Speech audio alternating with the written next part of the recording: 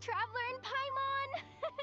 Perfect timing! We were literally just saying how there's no way we're holding this victory feast with— How are you feeling today? Much better. Relieved to hear it. If that changes, just let me know. Happy to check you over at any time. Yep, we're here for you. Anything you need, just let us know. Oh wait! Where's Nefer? How are her eyes? Nefer's right over there. I'm sure she'd love to catch up with you.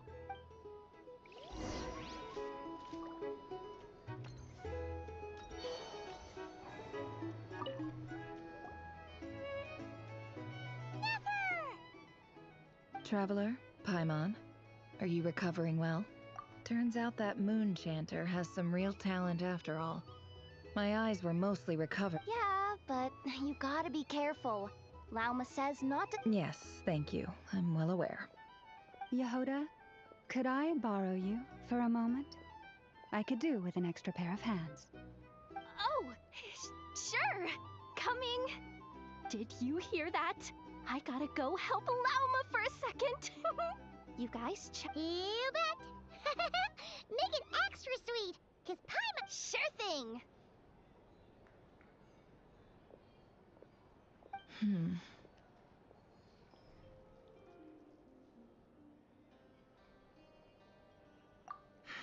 The Raker of Solnari.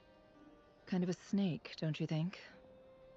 No, definitely a snake.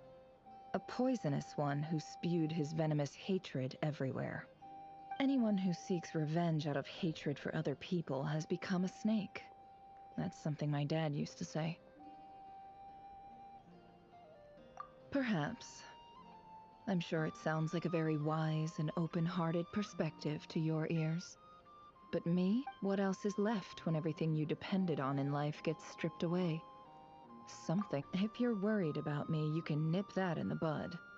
I'm not someone who gets stuck in the— It's just— I suddenly feel like I was wrong to call my father a liar. He was just a fool. Oh, father. How much— Look at the Ibis King. Thoth is a fiendishly cunning liar. And yet, strangely, he feels more like a father to me than my real dad ever was. He's never brought it up, but I'd bet he feels the same way. Why else would he give me the power to perceive the truth, while at the same time training me in the art of deception? Well, King Deshret banished him to Aru, which is essentially a prison, and posed 3 questions to him. He promised that he'd have his response was to take on a physical form and approach me, hoping that I could become his envoy in search— Did he really think I'd fall for that? He's stuck there. He can't make me return what he gave to me. So that's enough for you to decide he's nice, is it? He's a prisoner, and he was scared. So he decided to perform some good deeds to win people's approval. He lives in fear because he's a deceiver. How is Rerir any different? You can't work as a spy your whole life and expect a happy ending. It's preposterous. Yet I can't say I don't understand it. They say that a liar's soul is the most worthless thing in the world. What do you think?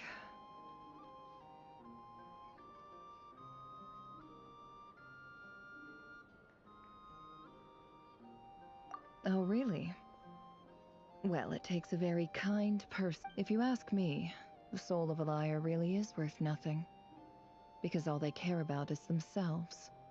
For example, when something good falls into my lap, I don't go sharing the news around. Stops other people trying to steal it from— So be it. They have sharp ears. I can't keep anything from them. Oh, is that what it looks like?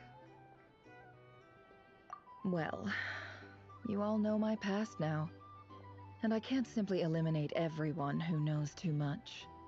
So, when you find yourself in a situation you can't control, the safest play is to keep calm and start monitoring everyone involved like a hawk.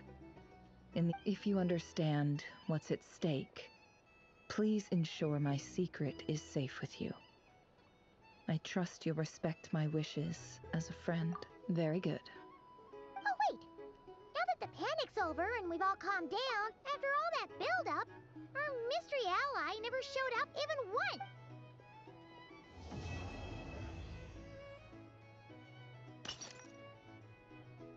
Huh?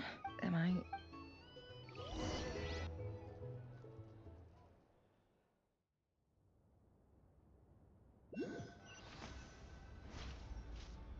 So, that close colleague who stayed behind with you?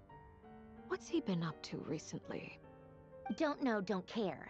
I get more normal human interaction from hanging out with Bosco 2 than him. Although, now you mention it, he hasn't bothered me in a while. I wonder if... If he's disappeared without a trace, it's the biggest gift he ever gave to the world. But I somehow doubt that's what's going on. He won't lie low forever. So we'd better stay on guard.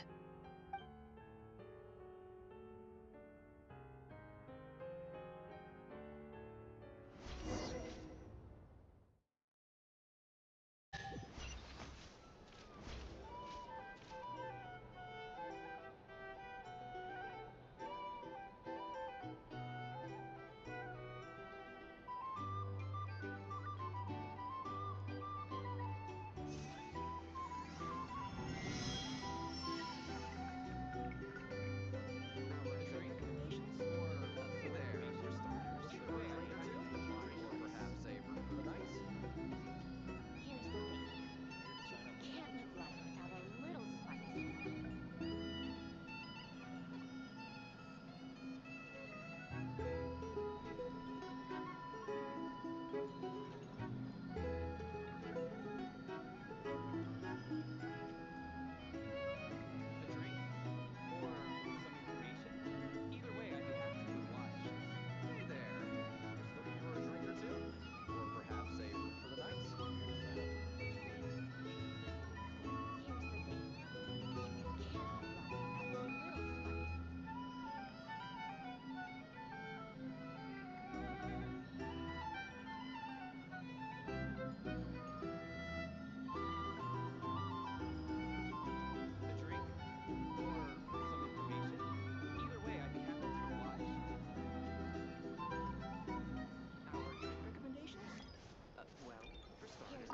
I recommend you drink Can't less. make life without a little spice.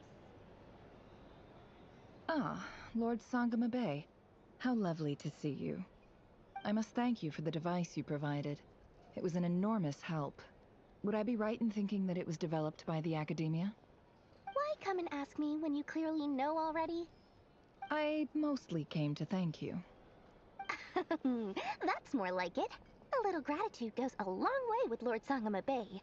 Play your cards right, and you might even stand a chance of becoming my long-term supplier. The chance to work with such a kind and charitable investor as yourself would be a great honor for the Curatorium. Huh? Charitable? Who said anything about charity? First I'm hearing about it. Let's see. The first plot of land you purchased in Nodcry, your desert in... Stop! What do you think you're doing? Exposing my investment history! It's nothing to hide from. They're all perfectly legitimate investments. And some of the land you purchased was... How did you... You're a curious case, Lord Sangama Bay. You don't like people finding out about your good deeds, do you? But I'm afraid no matter how hard you try to keep things under wraps, where there's a will, there's a way. You did it for Sumeru, didn't you? It was empty land that was gonna go to waste otherwise. I figured if I built something there, it might at least get some use in an emergency. Disasters are capricious things. They strike without any warning. I've lost family to a disaster before, and I don't want to lose any friends or business partners if I can help it. My elder sister used to dream of finding a sanctuary. Somewhere with plenty of food, water, and medicine. Where everyone... It was something I looked into. But after discussing things with the Dendro Archon, the tech people handled the tech, and Moneybags provided the Mora. It just made the most sense. It's a pity that so few people know the truth about you. Everyone says that you view everything in terms of Mora, and all you care about is growing your own wealth. So, what's the problem with that? Everyone wants to be rich. It's human nature. So yes, I love Mora, and it's But surely you have dreams of your own, beyond just... You don't get it, do you? My dream is to invest in other people's dreams. And, make a nice little slice for myself along the way. Just thinking about it makes me happy. That sweet, sweet sound of Mora. Thank you. For the device? And the pendant. Oh, that. I was just returning a favor. Seems like we've both been away from... Yeah. So long that I barely... That would be your mother... Yeah. Though it's not like I want to forget them, obviously, but memory can be even more ruthless than the most calculating business. My sister can't help me now. Slowly but surely... Not everything will fade. When loved ones pass away, Yeah, that's true. If you ask me, that's the one... Well, that, plus, I'm sure that life is much... Oh, absolutely. I have tons of Mora, a big beautiful house, business is booming, and I'm as happy as can be. You've got a lot going for you too. Boss of the Curatorium of... I appreciate the vote of confidence. Hey there. Looking for a drink or two? Or perhaps a room for the night?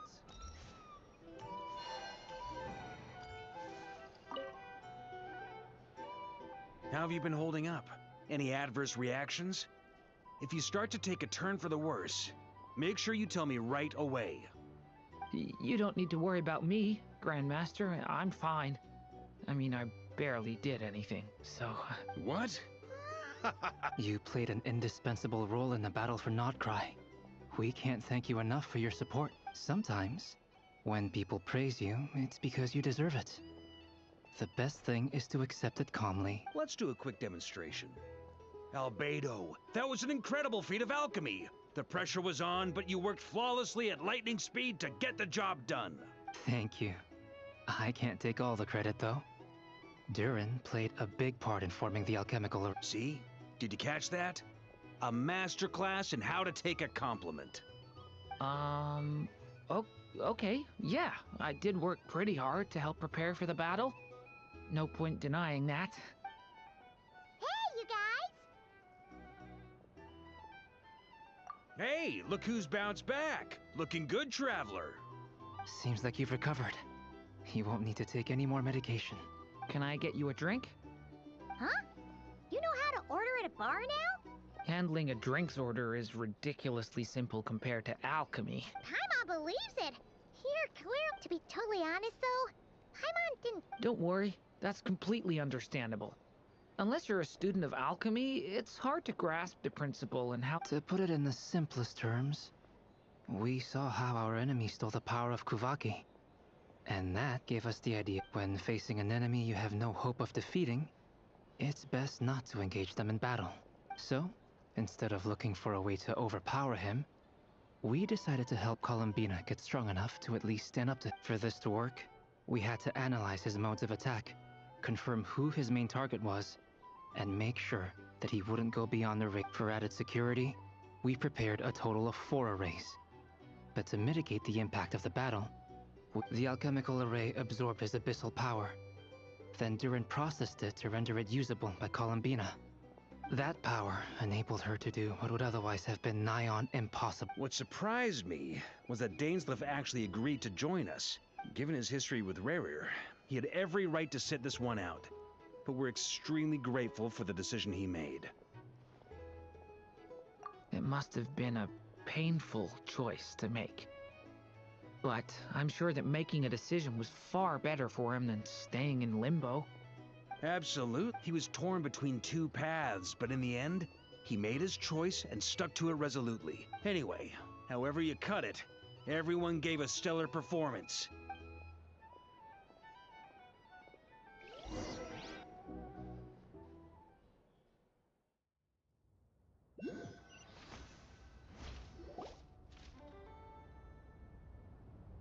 That's the only reason you're here.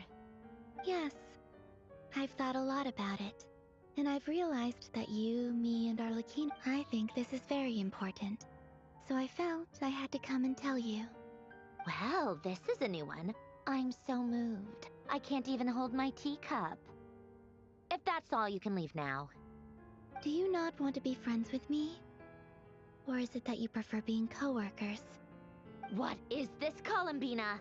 Are you deliberately testing my patience threshold? Right now, my politeness module is active. But if you say another word, I swear I'll shut it down. If your politeness module was active, wouldn't you say the word please at some point? Polonia, please see Lady Columbina to the door. Will you still invite me to your next tea party? What? Yes, I think you will. Bye-bye, dear Sandrone.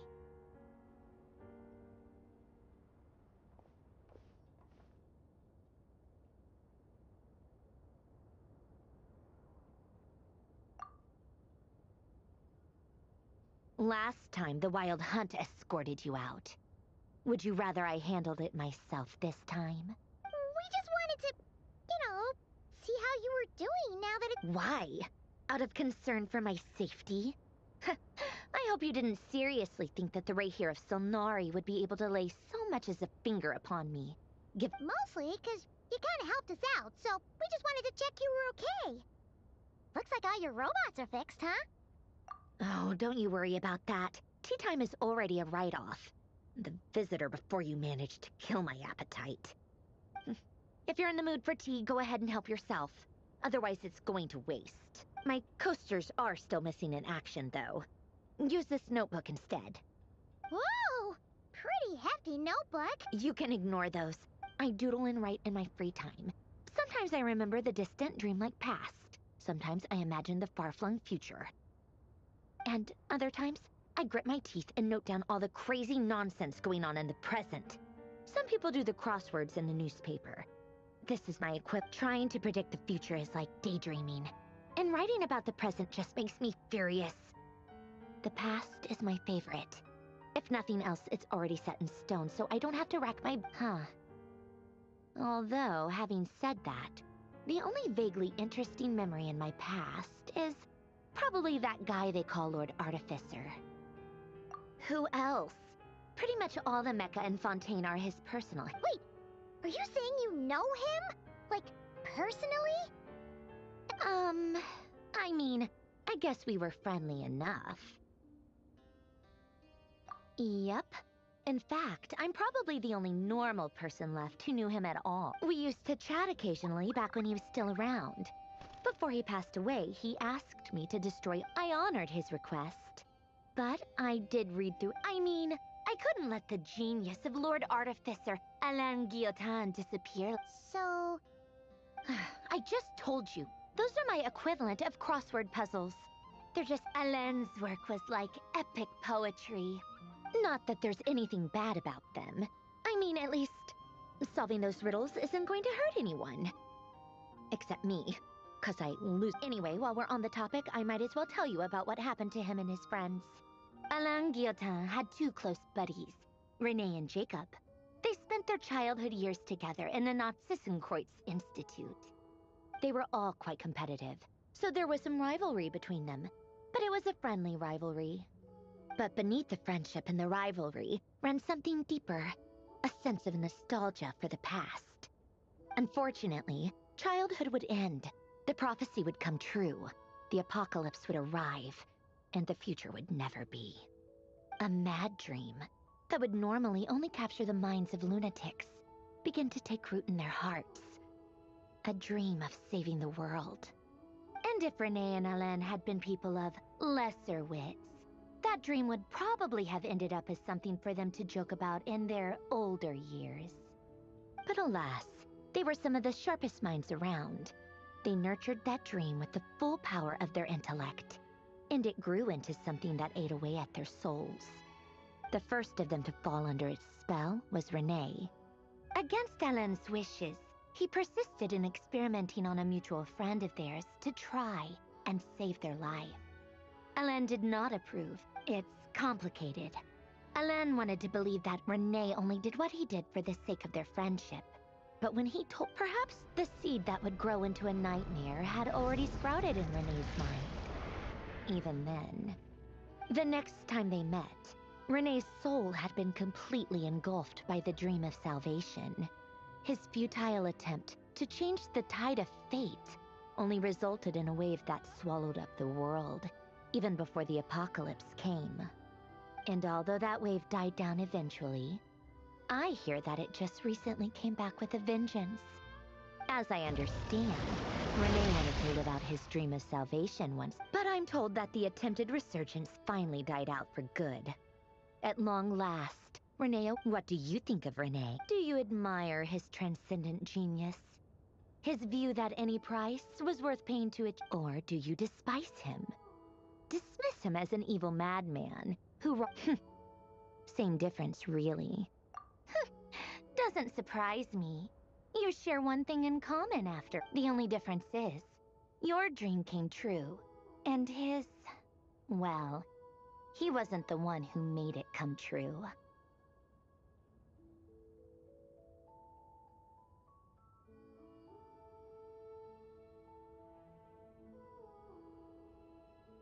I don't like fanatics who give up their whole lives for their ideology. Nor do I like fools who let their delusions take... Maybe I could understand if Renee had just been an ordinary person. But he had a sage-like intellect. And still managed to get himself lost in the labyrinth of his own desires. Anyway, that's enough about Renee. Now, moving on to Alain Guillotin, the Lord Artificer. He managed to put a stop to the first storm whipped up by Renee. But after that, Alain lost his friends and family. To his credit, I suppose, the loss of his family and friends was purely a tragedy. After that, the only thing supporting his work was the same dream that had dragged his closest friend down to... But although the desire to save Fontaine drove him to found the Fontaine Research Institute, Alain continued to reject it. I think that formulas and machines derived solely from human intellect were the only thing. Yet Alain's intellect was simply too great. It barely left him. Once he realized, he quit working on his formulas, trading them in for the fairy tales that had played such a formative role in his childhood, but which he'd barely touched in his adult life. He told me that the director of the Nazissenkreuz Institute used to read those fairy tales to the children as bedtime stories. Apparently, they worked wonders at sending kids off to sleep. I think that all he wanted at that time in his life was to be able to sleep deeply without being plagued by depression. At the very end, he laid down to rest in the ruins of the former Nazissenkreuz Institute orphanage. Many years after that, tensions over competing dreams would once again cause a rift, this time between members of the Fontaine Research Institute. But the actions of those fools had nothing at all to do with Alain. And that is the story of two people from the Nazissenkreuz Institute who both wanted to save the world.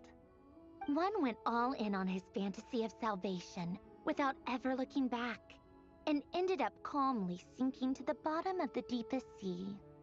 The other sought desperately to burn bright in his life, even though he wasn't sure where he was going. I do sometimes wonder, why is it that people like them have such even the grandest tree starts as a tiny seed?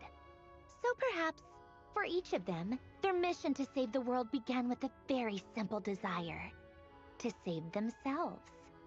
They were young children with friends and family who mattered to them, desires to explore the meaning of life, ambitions to have a successful career. They didn't want to see all of that taken away in one fell swoop.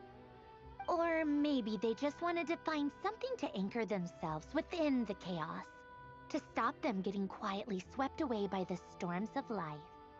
But instead, the search for their own salvation took them down the rocky road laid out by fate. Do you think the desire to save oneself is enough of a justification to try and save the world?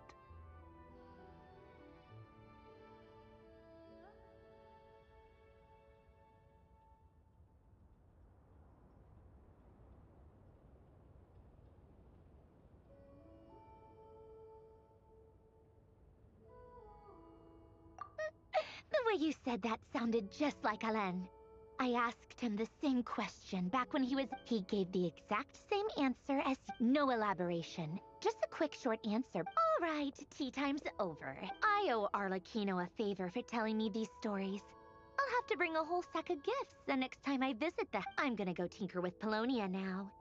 You guys can do whatever you want, as long as it doesn't involve interrupting me. Polonia, exit hibernation mode. Begin diagnostics.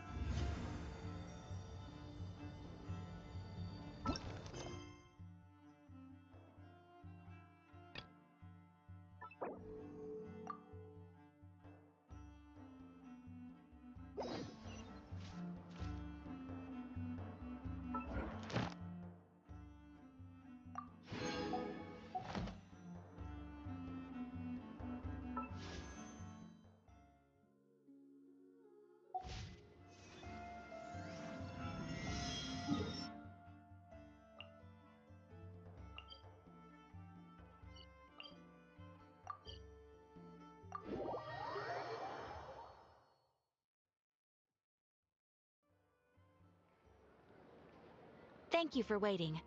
I finished checking your adventurer handbook. Here are your commission rewards. We have no other urgent commissions on the books at present. Thank you for all your hard work lately. Amazing! Paimon, things were pretty hectic when we first got here. It felt like this whole region was one giant slime in a barrel. That's right! Ah, yes. Are you two aware that the... Oh, yeah! Llama told us that was coming up soon. Wait, why do you mention it, though? Do people in Nasha Town celebrate? You're partially right. Most people in Nasha Town just see the festival. The festival was first celebrated by the Frost Moon Scions. On this day, they would wear moon prayer blossoms and celebrate the birth of the moon goddess through song and dance. They would also prepare food and handicrafts and give them as gifts to others. Over time, it became Nodcry's most lively festival. Oh, sounds like fun!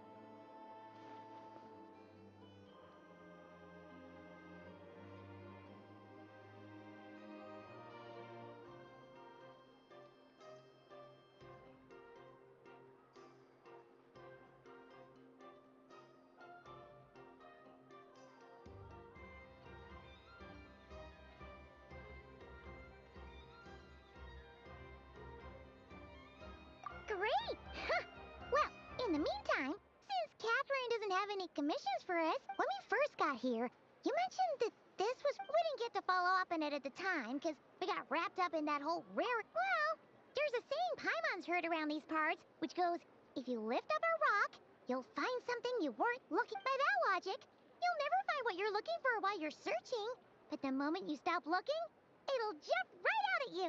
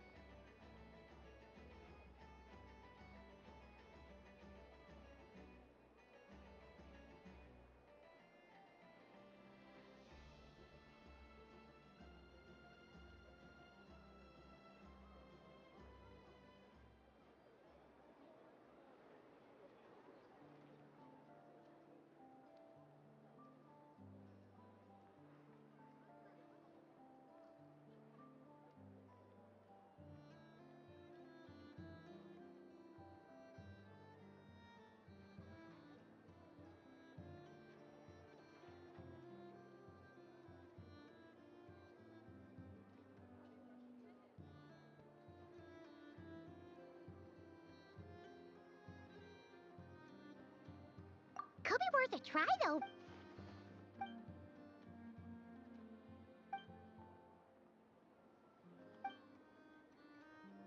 What's wrong?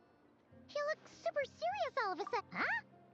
Paimon gets why you'd be concerned about Columbina, but what does the doctor have to do with anything?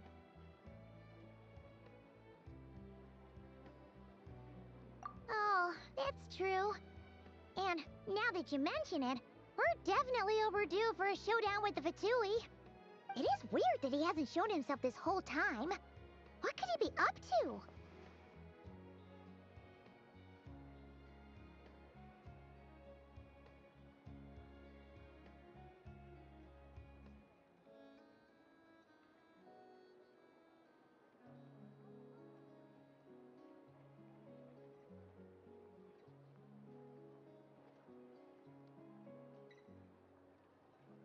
True. Paimon would much rather deal with Marion. Maybe it's the pressure of being a Fatuse? Especially, but then, every time we headed out with Rarier, she always wound up having to repair Poloni. That's gotta sting. Losing face always hurts more for people who care a lot about their image. She's probably still furious about it. What? Relax! She's not even here! Huh? What's the matter? Oh, nothing. Sorry, we'll be on our way now. Where are we again? Oh yeah, Columbina? Right, yeah, let's go see Columbina.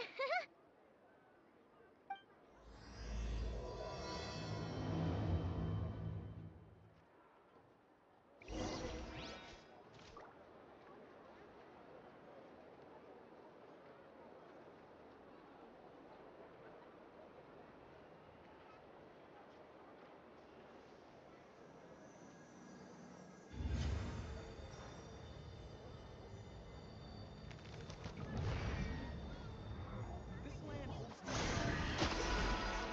walks of life. I'd better get me some alpacas. Once they hauled everything over to Snezhnaya, make a little extra by selling their wool.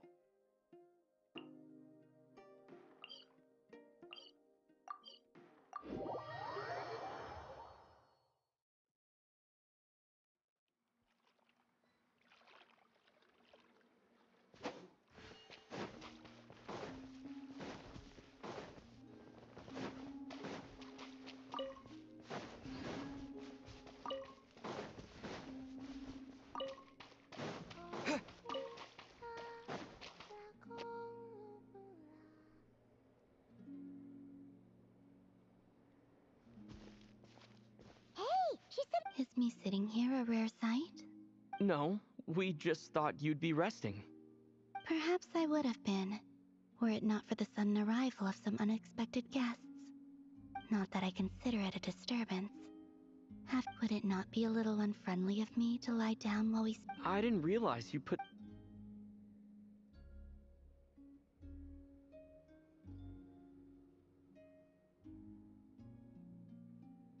Only sometimes. There have been moments lately where I think about you and your companions. They are warm, mysterious, and cozy memories. Very few of my past memories are anything like that. They say that travelers return home bearing bags full of souvenirs. But my luggage was empty, and I believed it would stay that way. Return home? So, you're still planning on returning to the moon? Yes. This planet continues to reject me, reminding me that I do not belong here. If I remain in Teyvat, there will come a day that I disintegrate. And I don't mean reduced to dust, or to... Alright then. Well, we're sure gonna... How do you intend to... The moon prayer night is soon to arrive. The Kuvaki in this land will reach its peak at that time. I merely need to grasp... Oh, Paimon get... You make... If I did that, I suspect I would crash... I will be using a much gentler approach. But I do like... You see? She gets Paimon's sense of humor. In the blink of an eye, the time has come to part ways. It does feel that way, doesn't it? I have always thought of myself as a wanderer on this earth. Yet, just as I plan to depart, It tugs at my arm. Oh, Yes, you are a traveler. then what I would say... That's right! Don't overthink it! Happiness is happiness and joy is joy! I see. Then what I would say is... I can't tell from the... Oh, really? You... I'm just kidding. I could tell you were in a good mood. Ah, a joke. Anyway, I assume you're here about you-know-what. Give me your hand. Actually, it's not that. Oh, then... Sure.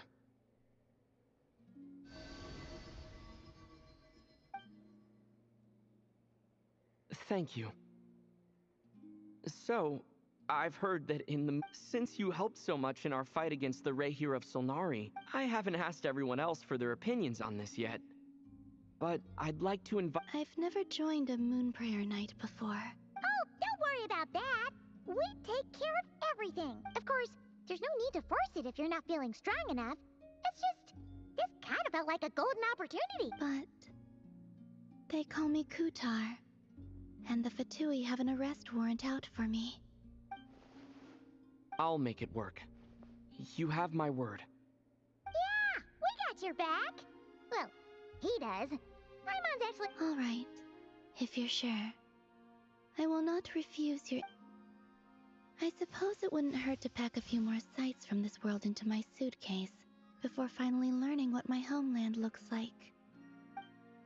Oh, if you see Lauma, please tell her that my answer to the question she asked me is neither yes, rather... that was kinda cryptic, but sure. Guess it's between the two of you.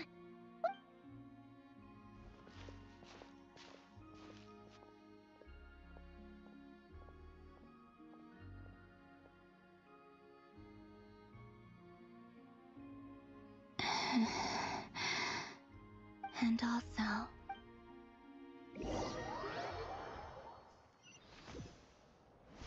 Since she's agreed to join the festival, let's go see who else wants to take part. Lauma's gotta be the person...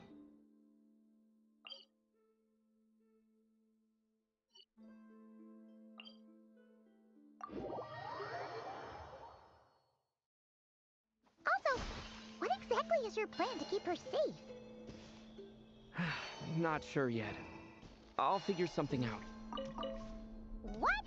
Are you serious? And Paimon even gave you her vote of confidence back there! When did you become so sneaky?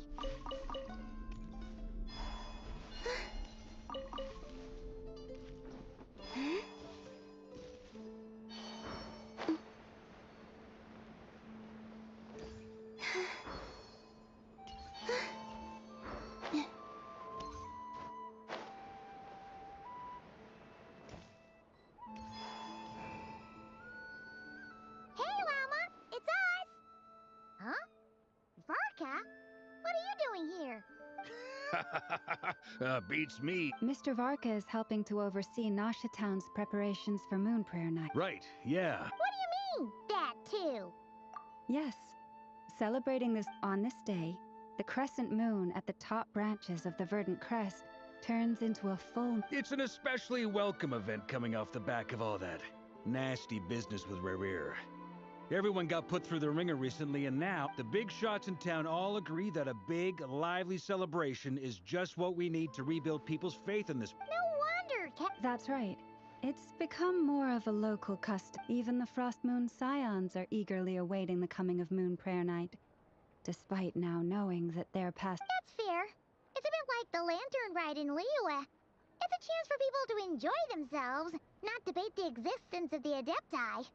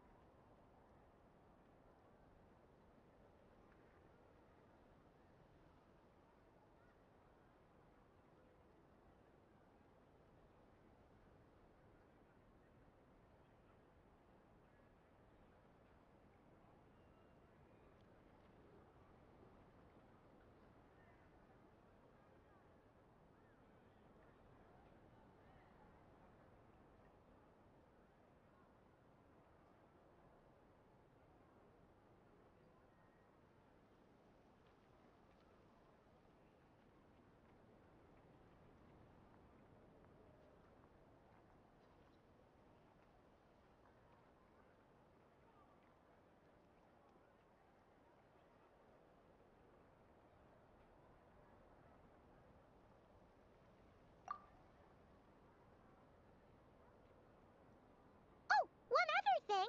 We just went to see Columbina. Wait, so...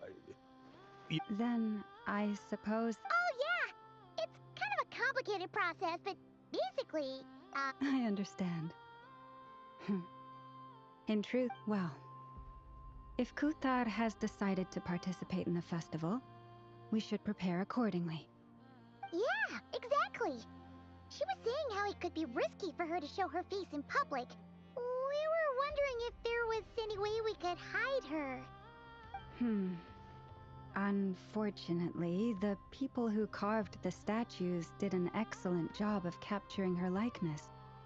It will be very challenging to hide a goddess whose face everyone is so familiar. Darn! We may have bitten off more. Nah, don't sweat the small... Huh? Not as such, no, but... You can't go preparing for a festival with those long The Mondstatter spirit is strong with this one. As it happens, let's start by making our appreciation for Kuthar. And who knows? Once we get the ball rolling, perhaps everything will just fall into place. Hey! Did you catch that? Llama said the thing! Or close enough, at least. I'm looking forward to the Moon Prayer Night already. We have a and I have a feeling we'll get to see that same smile on the Moon Goddess's face at this Not quite the same. Anyway, I'll take care of business in the city, but I'll have to leave the decor up to you and the Frost Moon Scions. No one else can capture that tradition. But lastly, there's the final key element that brings the festival to life. Before you leave, let me show you something that we've been preparing. Mr. Varka had asked to see it already, so you may as well tag along. Also, I have some further questions about Kuthar's decision.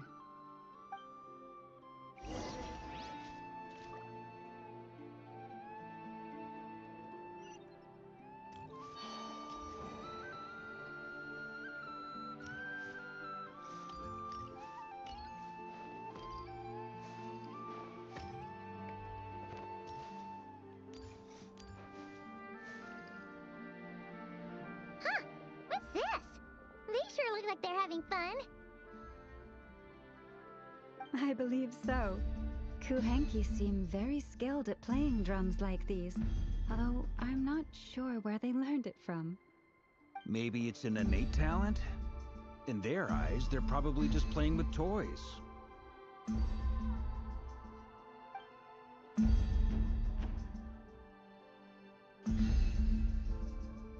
Luanatar!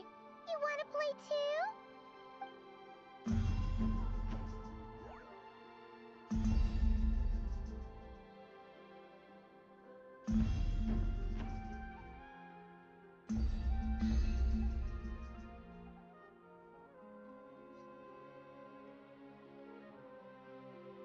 Yeah. She looks more confused than anything. Maybe we can teach her next time if we get the chance.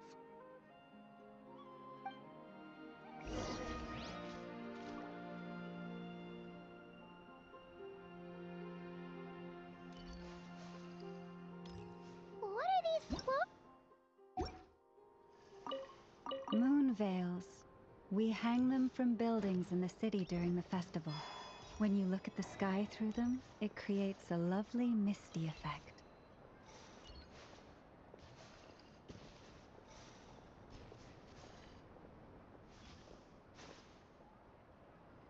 Everyone seems hard at work. They are preparing items for Moon Prayer Night. For instance, the sculpture being made over here. Mr. Varka and I were just finalizing... Ah, there she is. I didn't know the finished article would be... Not to worry, though. All the necessary arrangements have been made. Just let me know when... You have my thanks. And over here, we are preparing... Oh, look at all these colors! It looks great! Can Paimon try one? Of course. I have a feeling you'll like... You bet! If you included those in the feast... There will also be verdant crests like this present in Nacht. The timing of Moon Prayer Night is not completely set in advance. We make a rough estimate. As such, the weight itself is a fun feature of this.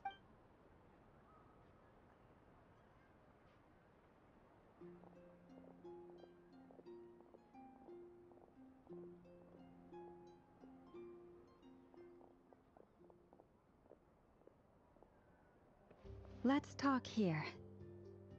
To tell the truth, I am very surprised to hear that Kuthar is willing to participate. I once asked her if she'd be willing to stay with the Frost Moon Scions.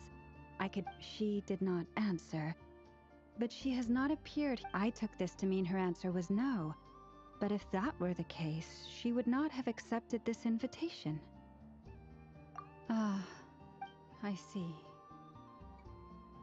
Maybe she is, but my wish was not for her to come here and be worshipped as a deity. I'm sure she believes that showing herself here might invite Fatui intervention, but what really pains me about all this is that I think I'm qualified to weigh in here. Anyway, she's agreed to attend, hasn't she? All we need to do is simply I see your point. Yes, she will. Our job is to leave her with some happy memories. Besides, who's to say her journey to the moon is a one-way trip? Paimon agrees wholeheartedly. All right, I'm gonna head back to Nausea Town soon. Want to come with? Sure thing, let's go! Bye for now, Wilma! Thank you all. Goodbye.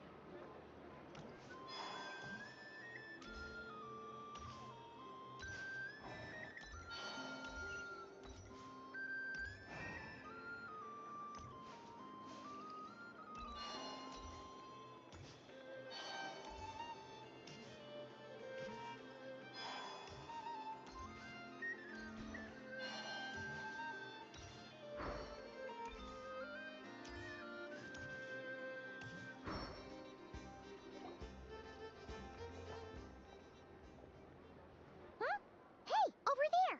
It's Durin and Albedo with twins! What could they be chatting about? Your guess is as good as mine. Ah, Grand Master, and the Traveler and Paimon. Hello there. It's been a while. Perfect. We have some new volunteers for our investigation. Wait, let me guess. The righteous Lightkeepers are finally ready to hunt down the abyssal... Yes, that too. Yeah, right! Oh, wait! Why does everyone keep saying... Well, to be precise, the facts match. Wait, so I... Half right! Don't act so impressed with yourself. Maybe I can explain. We ran it at that time. We just noticed a few abyssal creatures out in the wild, but the strange thing was, I didn't detect any traces of abyssal energy on them. On closer inspection, we realized that they were not real monsters, but something akin to reflect. Huh? What do you mean? Exactly. It was very peculiar. They roared and tried to attack. I think I've heard of things like that happening in Not Cry before, but Yes, it's a known phenomenon. Mirage-like illusion. From a distance, they appear quite real. I myself thought that Misters Durin and Albedo were locked in battle with abyssal monsters when I first arrived. But after sharing intel and investigating a little further, we can confirm that these illusions are harmless. There is no great cause for concern. All the Mirage stories I've heard are either animals, rocks, or small houses. Abyssal monsters, though? That's a first. It's a first for me, too. So I'm planning to look into it further just to be on the safe side. I intend to inspect a few more locations. What about you two? Any plans? Alice contacted me a few days ago. She'd like me and Durin to assist her with an experiment. But we lost contact shortly after receiving the message. I'm sure that comes as no surprise to anyone familiar with her. We don't know when the wind will blow, yet when the wind blows, we will know.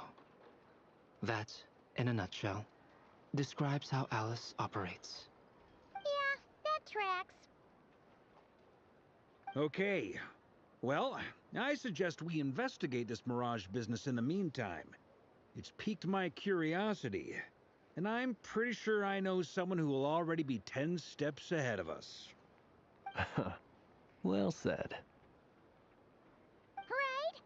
Whatever's happening in Notcry, she always seems to be the first one to know. Let's go see what she knows. We can invite her and her...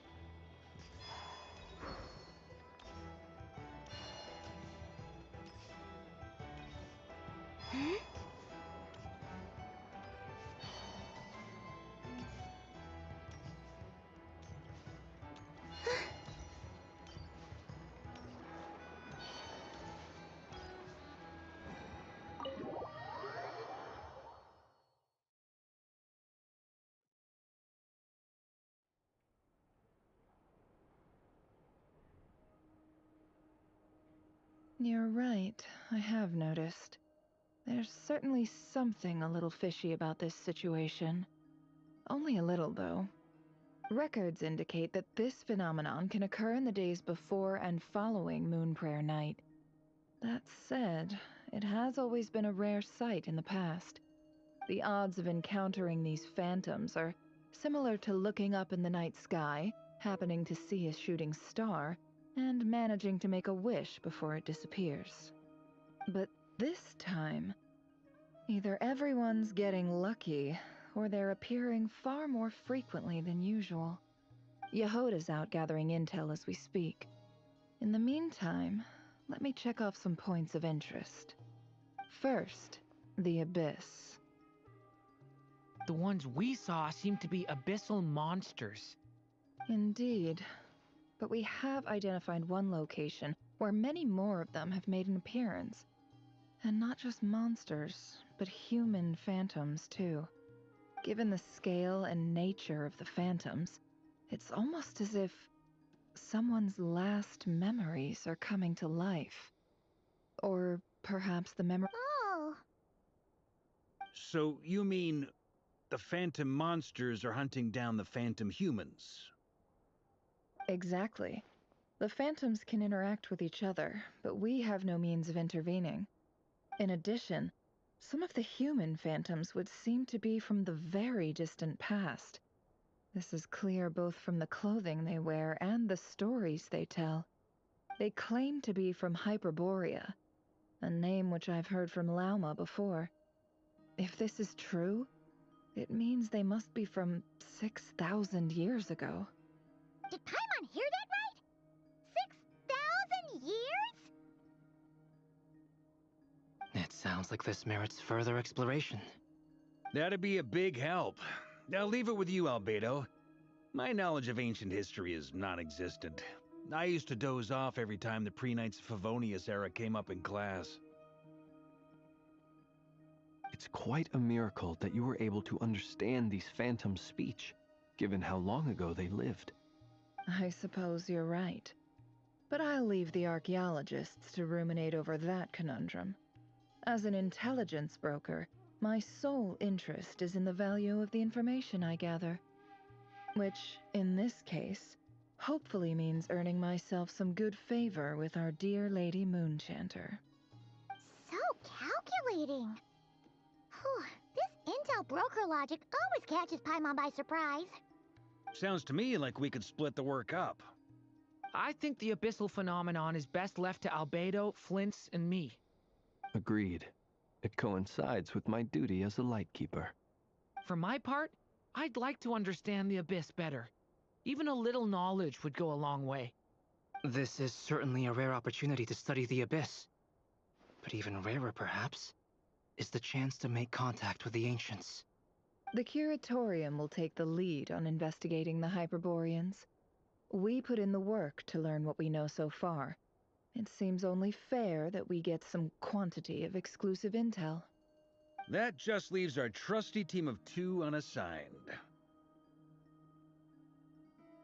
Since you became an honorary knight, of course. This was part of my grand plan all along. Ha ha ha! Oh yeah! By the way, we managed to convince Columbina to come to the Moon Prayer Night celebrations. Would you and Yehoda like to join too? She agreed to that? Huh. Quite an achievement. Never underestimate the traveler, I guess. I'd be happy to join. No point shutting myself inside when the streets are all decked out. I doubt any clients will be visiting during the festival in any case. And Yehoda loves a party, so I'm sure she'll jump at the opportunity. No. No. No. No. No. No. No. No. No. No. Way to contradict me in front of... Wait. No, that's not what I have bad news, boss. So many people. All right, everyone inside. Quick.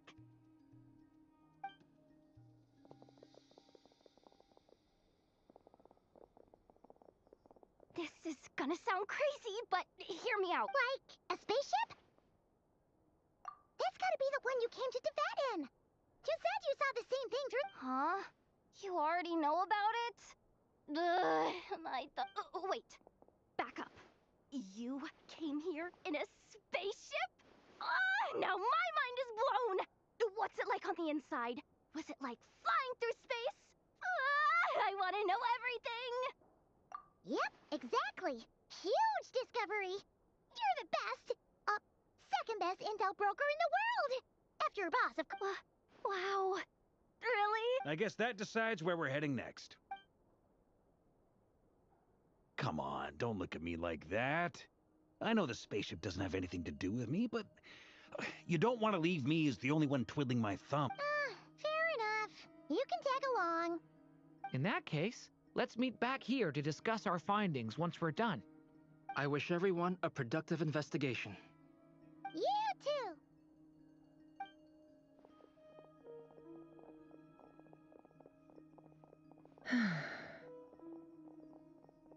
What's up, boss?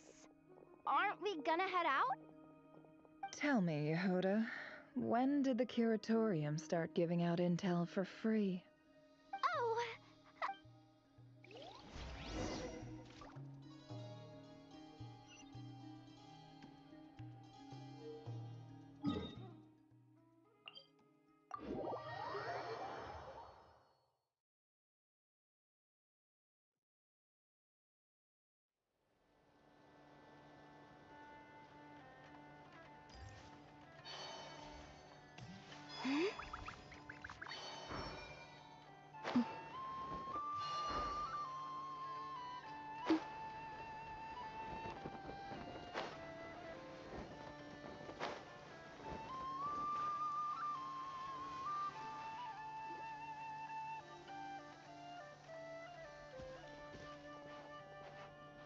Well, what do you know? Yehoda was right on the money. This Phantom really is your spaceship. But that's so weird. Why would it show up here? Is it some kind of projection? Or a ghost? Like, maybe it no longer exists, but somehow it left an afterimage?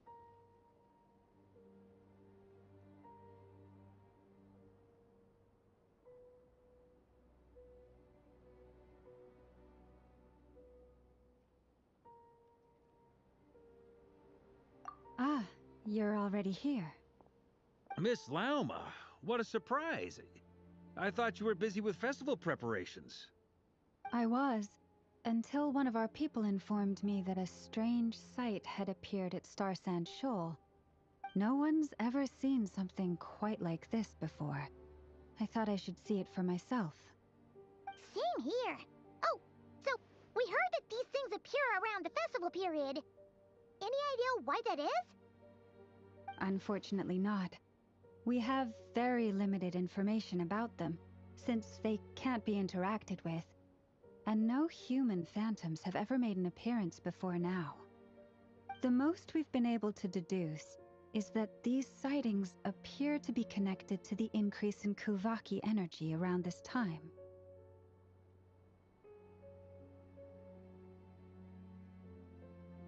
Yeah, seems like that's all we can do. This is all so confusing. Allow me to lend you a hand.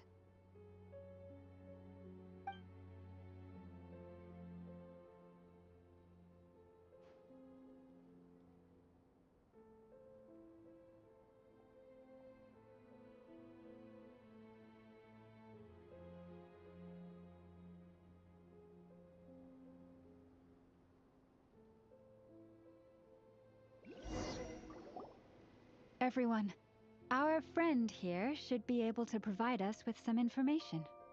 Is that a phantom Rhymehorn deer?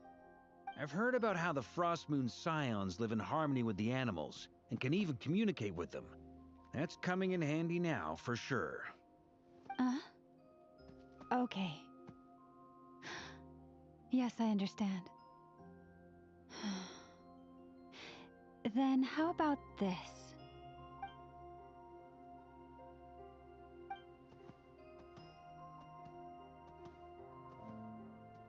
Oh, it's leaving.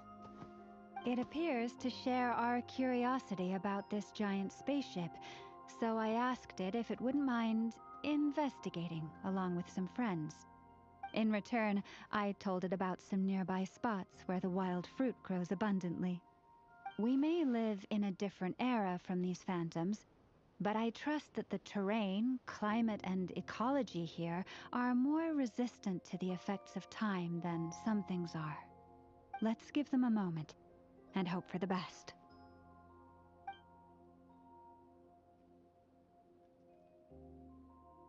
All back together? Must have been a lot of fruit. Indeed. Now let me ask them some questions.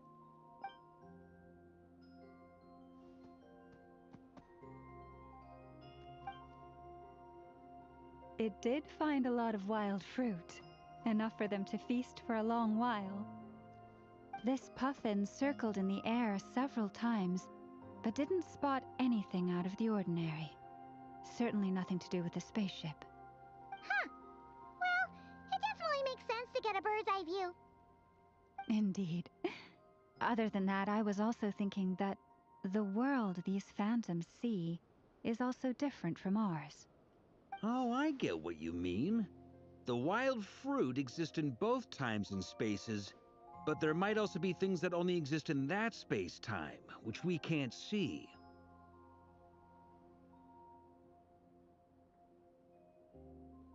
Good point. Great thinking, Lauma. Blunthorn rhinos can use Kuvaki to shift great rocks, but this one says it couldn't get that ship to budge by even an inch. The sniffer mole tried too, but despite being a skilled digger, it could not get through. They say that the spaceship looks robust and undamaged. It seems completely impervious to any and all attacks. Whatever lies within is well defended from harm. So, just like us humans, there was nothing they could do about this spaceship either. Yes, still, they deserve our thanks. We are grateful for all your efforts, dear friends. Now go, and enjoy your feast. I've noticed some other human phantoms gathered nearby. Come on, let's go talk to them.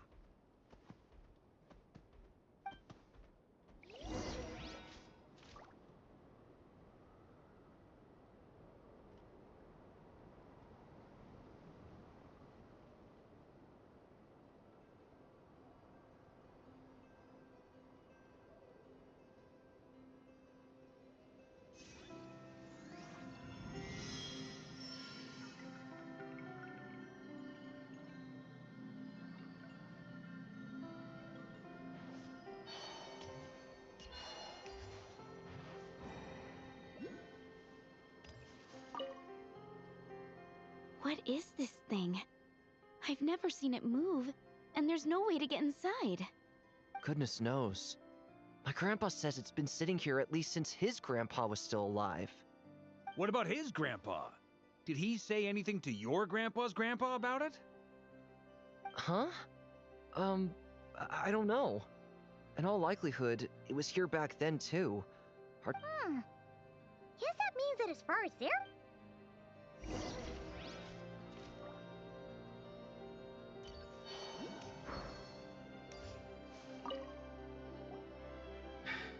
Come on, brothers. If we can get even a small chunk off of this thing, it's gotta be worth a Huh? You mean Paimon? Yes, brother, I shall join you. Let's make our fortune. We should go with them. What the? This thing is crazy tough. I can't even scratch it. What's it made of? Sorry, brother. Looks like we'll have to seek our fortunes elsewhere. Enjoying yourself? I was just seeing if I could influence this phantom's perception by playing. But nope, no dice.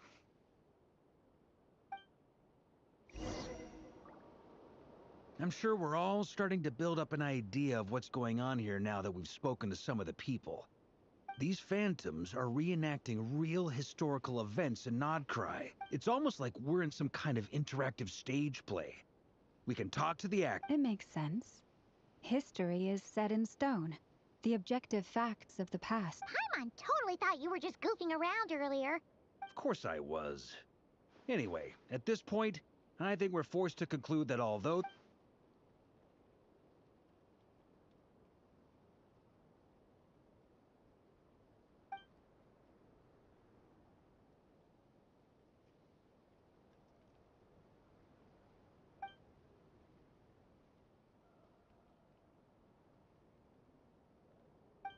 Don't be discouraged. If nothing else, this is proof of the... And think about it. So many people tried to hack their way inside, but no one could get them to me. That says that we'll either find the ship itself, or the story behind... Huh. Every now and then... I wonder how the others are doing. Let's head back. Sounds good. Also, drinks are on me. Wait! We have a team name? Am I in Team Knights of Favonius as well? You're very welcome to join. We've even got a cathedral ready for you. Isn't that technically blasphemy? You wouldn't dare make a joke like that if Barbados was in earshot.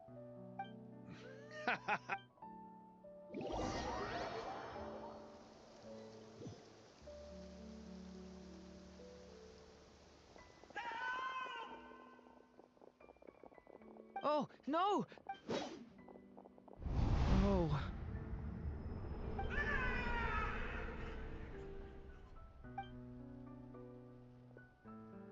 I know it's hard to stomach, Mr. Durin. But as I'm sure you've noticed... But... And try you have. But are you aware... I'm afraid this is the 39th failure so far. Or the 5th, if we're only counting. There are no indications that these phantoms... You seem to have calmed down. I'll make us a fire. You should rest and have some water. Feeling any better now, Mr. May I ask a few... Be my guest. What exactly are we witnessing here? My guess would be that we are seeing Nodcry during the Conrian Cataclysm. Would that be accurate? Conria. That is correct. As you know, once the Abyss senses even the tiniest crack, there was a time in the distant past when it permeated all of Nodcry, causing him. Then 500 years ago, the whole of Teyvat suffered an abyssal disaster. I see. In the face of the abyssal onslaught, all were like grains of sand tossed around. The moment you witnessed is but one drop in a whole ocean of catastrophe. All right. I guess that answers my second question, too. I wanted to know why there's nothing I could do to help. That would be my guess as well. As I understand it, history and fate are not all that dissimilar. Yes.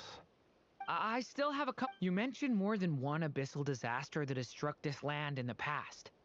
How can you... And also, how are you able to stay so calm when you're talking about these events? From everything I know about you, you're not cold or... Alas, I am forced to show my age. I must be 600 or 700 years old by human measure. Wait. One is not easily moved by history when one has witnessed the truth firsthand. I'm sorry. You needn't apologize. Now, at the risk of offending you, I have a question in return. Your curiosity toward the abyss, is it born from hatred or because you sense its call? I only ask because I kept a fragment of Rere's body in my lantern for a short time. Specifically, his heart, and I hear its power growling from somewhere within you. In my eyes, your mere existence is a mere... My honest answer is... I don't know. I don't think I have the confidence to say... Even before I became... My doubts remain unresolved. But... when we fought, sometimes it is the darkness within us that allows... I certainly got the sense from your 39 attempts that you were trying... It sounds like you've resolved to see the truth. Absolutely. And that's it. Then I wish you every Well, if everyone's caught their breath, I suppose we should head back.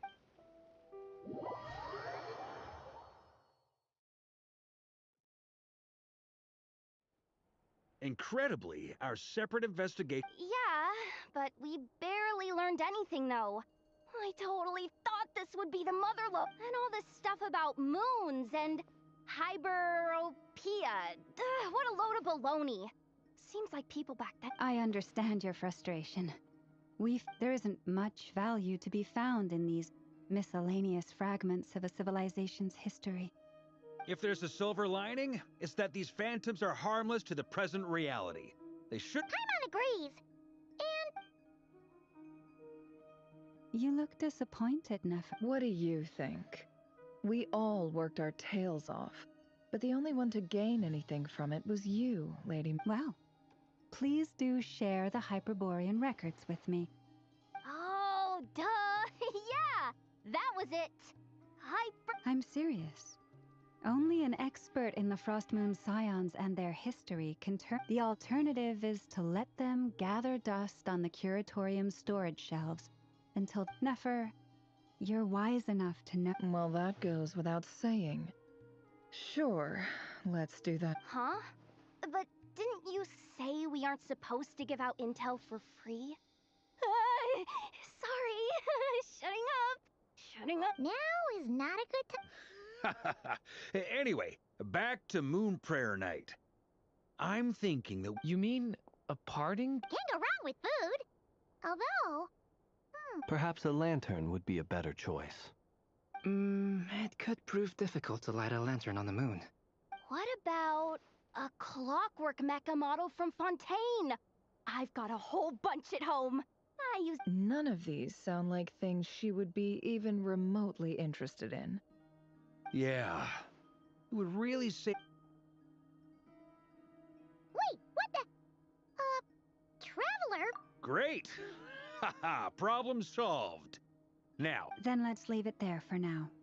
We all have our own business to attend to. Traveler.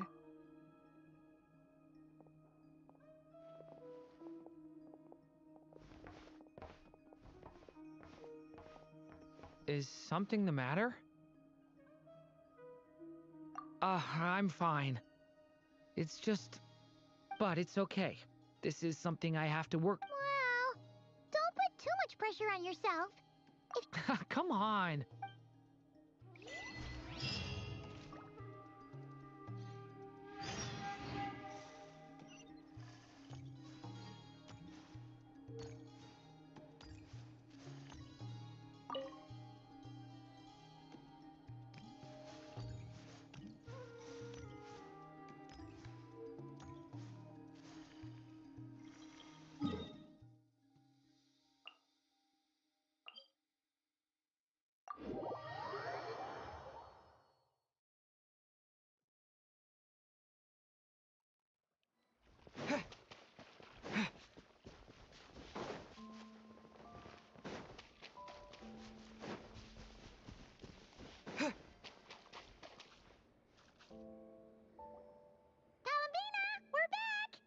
Huh? She's not here. Weren't there a few Kuhenki here last time, too? Where did they all go? Walkies? Oh, well. Looks like we just came at a bad... There's still a few days until Moon Prayer Night, so we're in no rush. Besides, she needs time to rest anyway.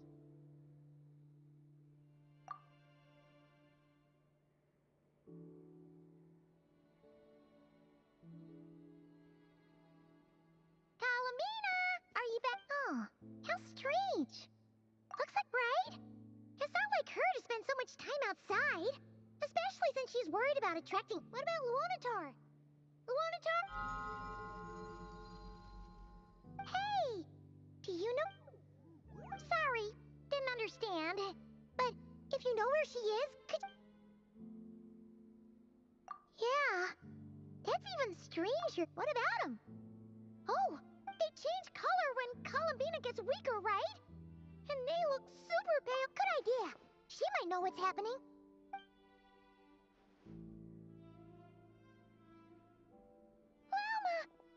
Ah, it's you. How is Kutar? Is she okay? No, she hasn't. I came here to check on her after I noticed the flowers had changed color. Based on past precedent, she must be very weak right now.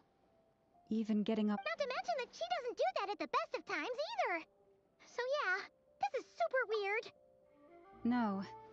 Very few people are in the... Come on. Let's go to Nasha Town. If anyone has seen her, someone there will know about it. Makes sense. What?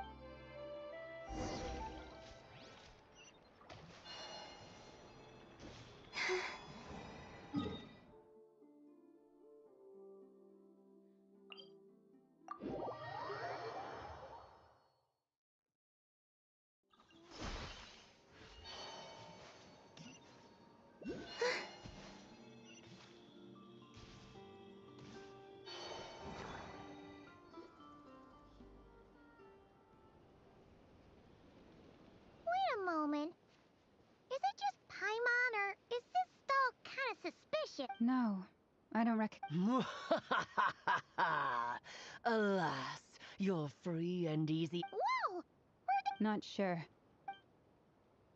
No, not that way. The final boss is right here. The...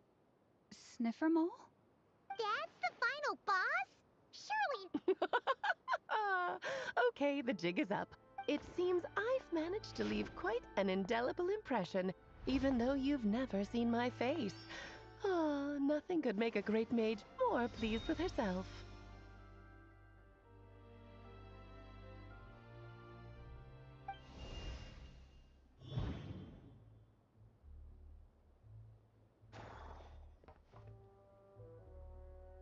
What? I've heard that all the big shots in Teyvat have long, wordy titles that stun people speechless when they make their entrance. Unfortunately, none of them are affiliated with the Hexenzirkel, and we ourselves keep a very low profile. The notorious name-dropping doesn't quite work for us, so that didn't stop me from coming up with a title anyway. Alice? It's really you this time? Not a lantern or a Dodoko, but Alice in the flesh? Oh, that's right. So, what do you think? How do You look like... what is that supposed to mean, I'm the... So she's a... friend? Kind of. This is actually the first... I see. Madam Mage, that was... It's okay, Lauma, don't force it. Paimon will do the honors. This is Alice from the Hexenzirkel. She's a friend of ours. That's right. She's a good person, just kinda... unpredictable. Well, what is the human heart if not unpredictable, I am Lauma, Moon Chanter of the Frost Moon Scions. It is a pleasure to meet you. Oh, I know. Before you got here, I spent a good, 15 minutes getting up to speed on Nodcry's present situation. In other words, I've read the whole in the last episode part, so we can skip the pleasantries. Fair enough.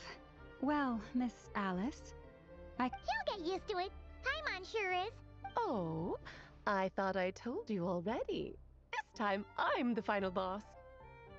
And what a formidable foe I shall be. Powerful, confident, decisive, and good luck finding my weak spot. You will never succeed. Oh, drat! My one weakness, and you found it in an instant. Fate has been dealt a devastating blow. Thus falls the great Dodo King. Why are you playing along? For funsies, of course. What's wrong, Paimon? Are you disappointed? No, it's just... you seem like a busy lady. And this is the one time you've shown up in person. You're quite right. I'm here in Not Cry because it concerns the 3 moons, Tevat's borders, and of course, the moon goddess you are currently searching for. Kind of. Why don't we discuss this over a pot of tea? My main reason for coming on this trip to Tevat was, of course, to have some fun. But I do technically have a job to do as well. Namely, I'll skip over the complicated parts. But to sum it up, abyssal energies are all that lie beyond Tevat's border. We'd find out. And the phantoms you've been seeing are a sign that the border has been No wonder they tend to show up around moon. Is it because the real moon is now so close to us that its power... In part, but only a negligible amount passes through. Just enough to influence the verdant crests and so on. And as you've noticed, there has been an unprecedented number of phantoms appearing this year. The influence of the moon beyond the border cannot the trilunar syzygy. A trilunar syzygy. Eons ago, before the heavenly principles came to Tevat, it was the then 3 moon goddesses who controlled the laws of this world. Oh, that's exactly it! The 3 goddesses split these powers amongst themselves, promising never to consolidate them into one singular body. This was but, fast-forwarding to the present, the eternal moon's marrow is with you, while the iridescent moon's marrow, which should never have appeared in this world, has been retrieved. The power of all 3 moons is gathered here in Not Cry. There hasn't been an event like this since the War of Funerary Flame. And it's having a noticeable effect on Tevat's borders. Because I wish to give my darling daughter a peaceful, sunny environment to grow up in. Is that a... Kinda sounds like you're dodging the question. Well, that's one reason anyway, and the most important one. The others are a little complicated to explain. For instance, cleaning up after dearest Miss R. Albedo could tell you more about that if you're curious, but right now, I have a more important question to ask you. I see. Nicole told me about that. Nicole? Oh, so you remember. Yes, of course. That was the story about fate, her area of expertise. But back to the story of our dear moon goddess. I'm afraid... What does that mean? She may be missing, but she hasn't gone anywhere. She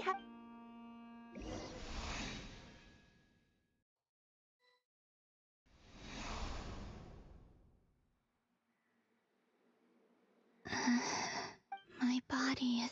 Wait, no. It's my mind that's heavy. What's happening to me? I feel...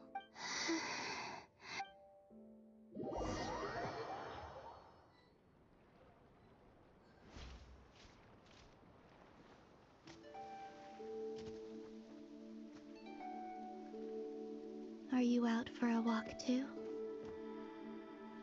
Huh?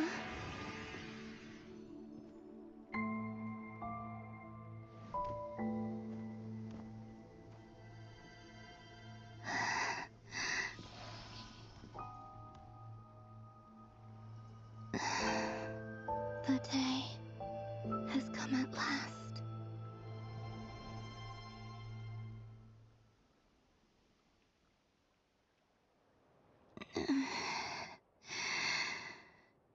Have I grown so weak that I can't even sustain my physical form? But Moon Prayer Night is nearly here. I was so close. Death is near. Will I return to the moon after I So far, at least, I still exist. But as my power wanes, I suppose I might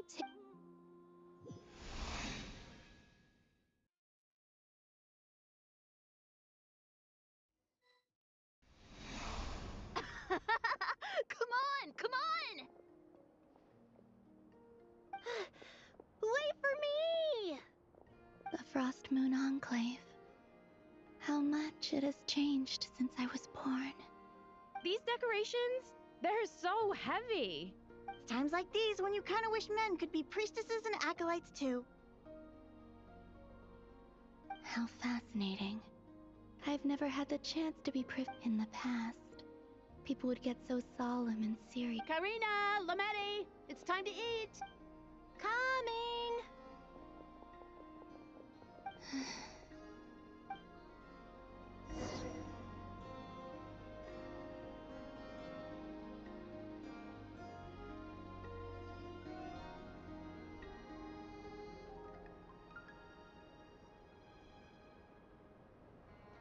So just fill these balloons with air, right? Yep. Try a couple now to test things out. The rest can wait till Moon Prayer Night.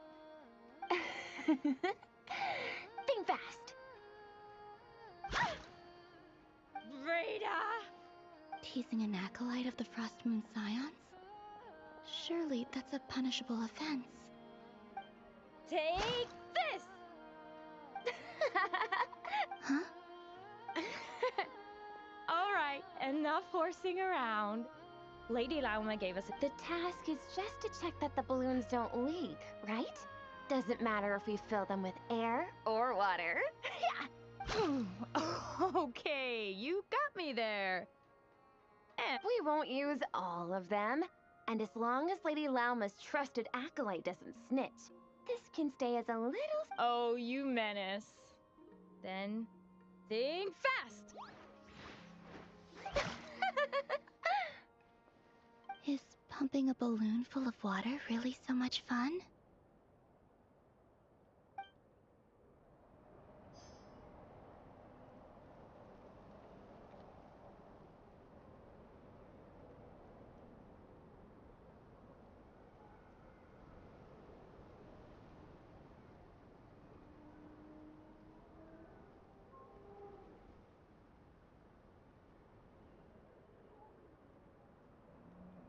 I'm sure you're both tired from playing all day. Come on, eat up. A plain, humble meal. Huh? How come Lametti got a midsummer berry dessert? Oh, I always get lockaberry. I don't mind sharing. You can have a bite of mine if I get to have a bite of yours. I've never shared food with anyone before. Even at the Harbinger tea parties, everyone... And when I couldn't finish my food offerings from the Frost Moon Scions, they'd leave the leftovers out under the moonlight for the animals to claim. Hey! That was 2 bites! Oh, then you can have another bite of mine. Oh, you too. Oh, don't fret now. Here, have some of Granny's too.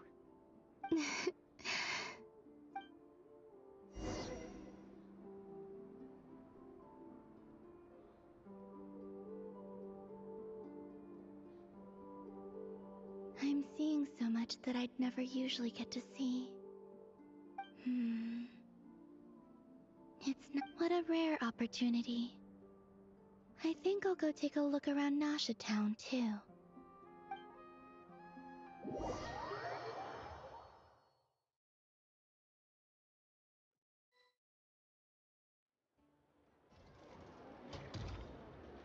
After the War of Funerary Flame, the moon goddesses were no longer recognized by Tevat. They lost the whole foundation. That's why the moon goddess's strength is fading. She cannot withstand the world's rejection of her. To be more pedantic about it, the moon goddesses did something to offend the heavenly principles, and that's why they were ousted. Something of a recurring theme in Tevat's history. Theoretically, speaking so candidly should put me in their crosshairs too, but they can't tell me what to do. I'll say whatever I want. Anywho, the Moon Marrow energies were but a drop in the bucket for her, and that battle against the Ray Hair of Solnari, fortunately, it happened close enough to Moon Prayer Night when the Kuvaki concentration here is... What do you mean, fortunately? You said she'd... Oh, what a headache. I thought this was all common knowledge. I guess I have some more explaining to do. Okay, buckle up. It's time for another...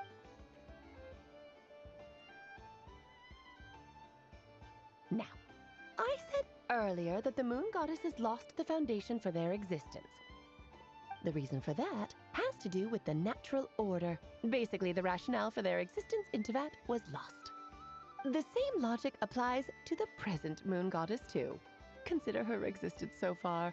Her comrades in the Fatui called her damselette. And she was worshipped as Kutar by the Frostmoon Scions. But these connections have now been severed, whether by her hand or yours. So, the rationale that once sustained her existence is now gone. Wait, we did that to her? Oh, well, strictly speaking, yes. But let's not start pointing fingers, shall we? I'll only end up as the big bad villain, and that's not the kind of final boss I want to be. Of course I do. I'm only the greatest mage in the whole entire world. Now, if you wish to find your moon goddess, there are 2 problems we need to solve. Firstly, we'll need to strengthen the connection between her and Tevat, at least enough to sustain her until Moon Prayer Night. Strengthen her connection. But does that mean I'll have to rally all the Frostmoon faithful behind this?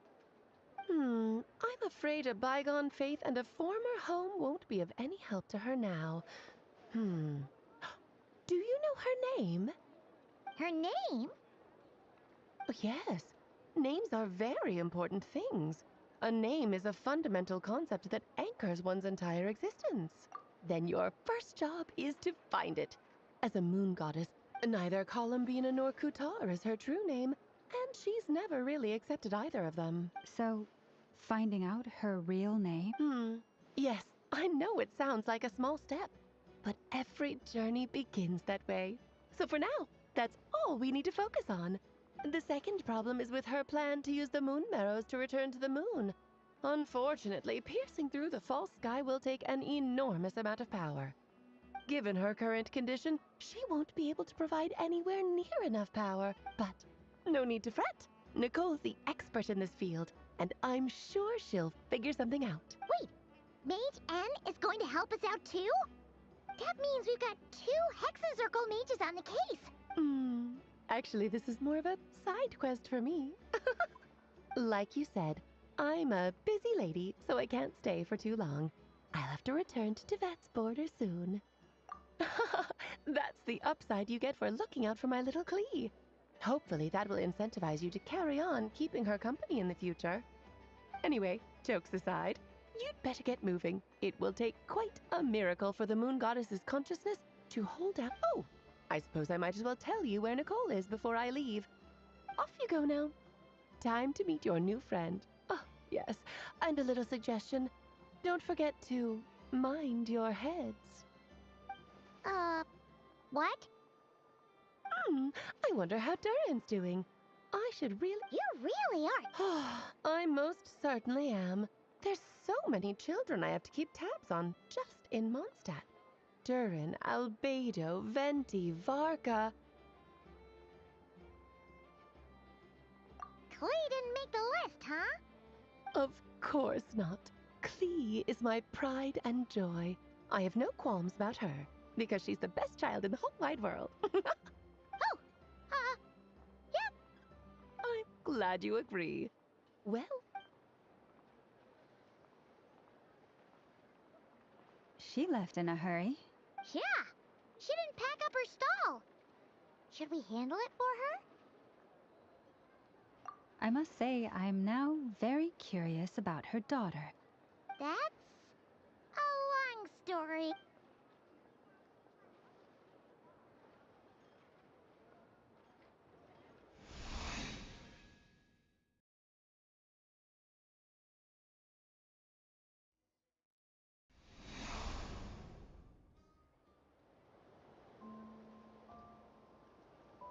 What a lively place.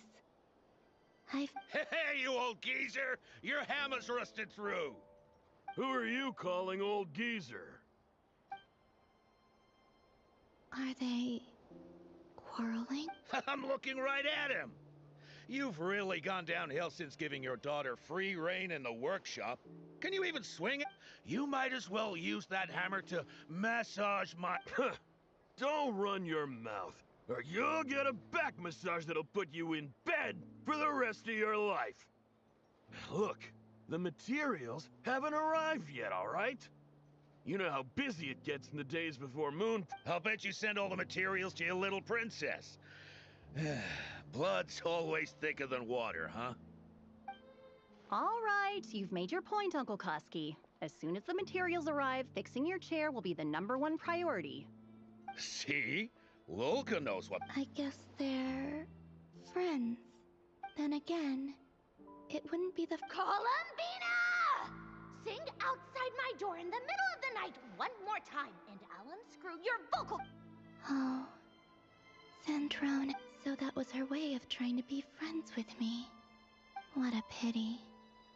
I won't get the chance to say any ugly things in reply.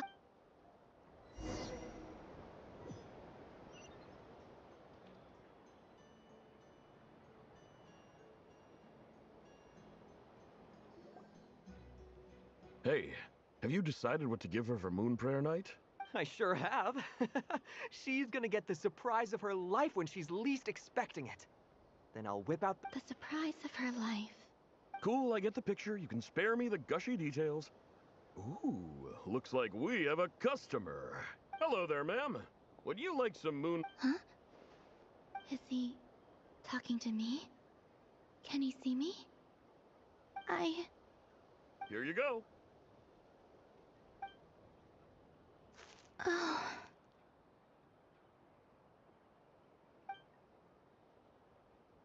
Come back anytime. Right. Now, where were we? I don't know why.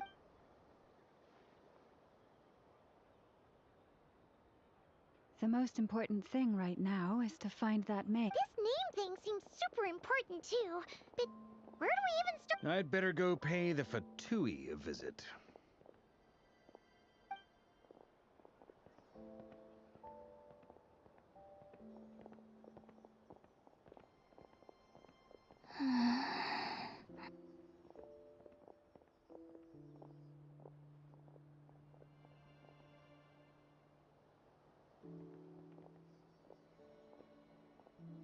Columbina?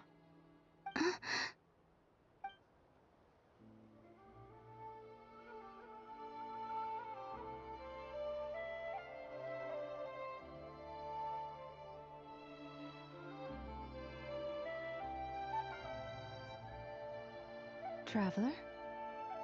Let's go! This is no time to...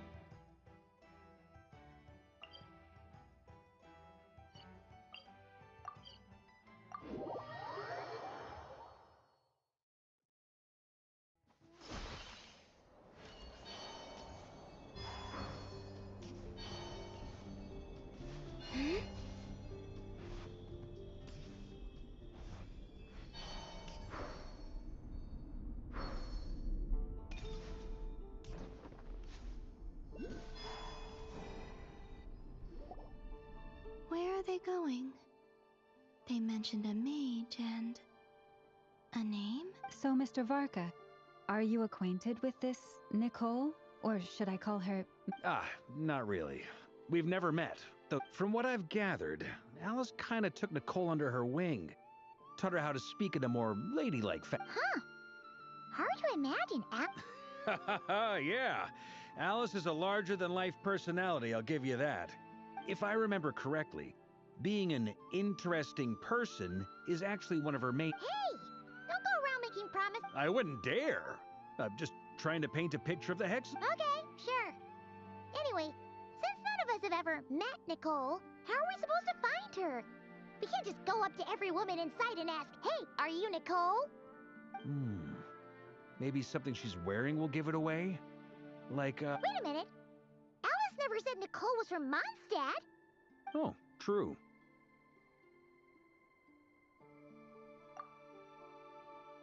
That would be... this young lady?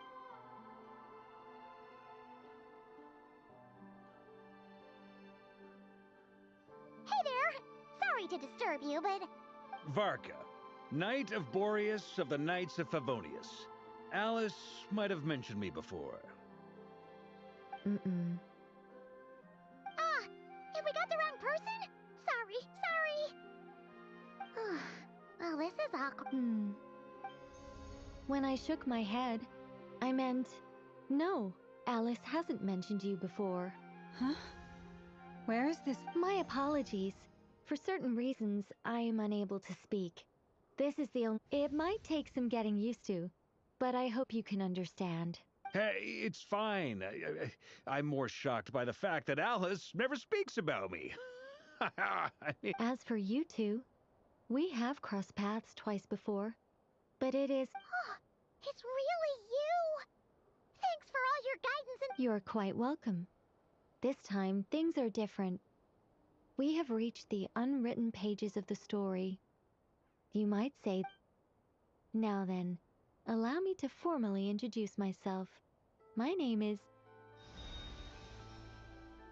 No, stop! Alice! I can't believe it!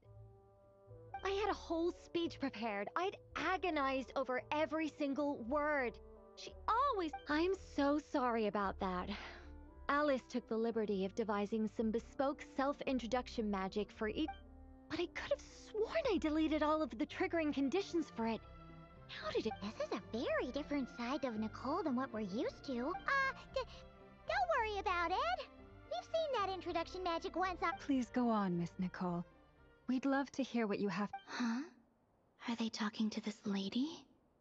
But... Will you all promise to forget that horrendously Sorry? Embarrassing? When?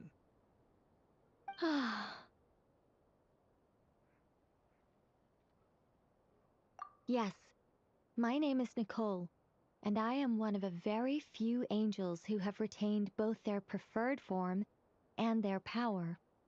The Traveler and Paimon should be no strangers to this concept. There is another of our kind in Natlan. They call her the Lord of the Night. Right! Paimon remembers her. Yes. Well, I have retained more of my power than she. It's because I don't have a lot... no. We'll be here all day if I get into the specifics. Moving on. If I'm... That's right. Is that something... Yes, I do know a way. It began with the Hyperboreans, who lived after the War of Or maybe not. It shouldn't be an issue. I'll fill in the gaps for you when we have more time. Anyway, after that war ended, the Three Moons retreated to be... The Hyperboreans were humans I once aided. They accepted the civilization and creations bestowed upon them by the angels. But despite accepting many blessings of the angels, many among them still held on to their faith in the moons. They were, even after the War of Funerary Flame, they sought to contact the moon goddesses beyond the sky and receive their guidance.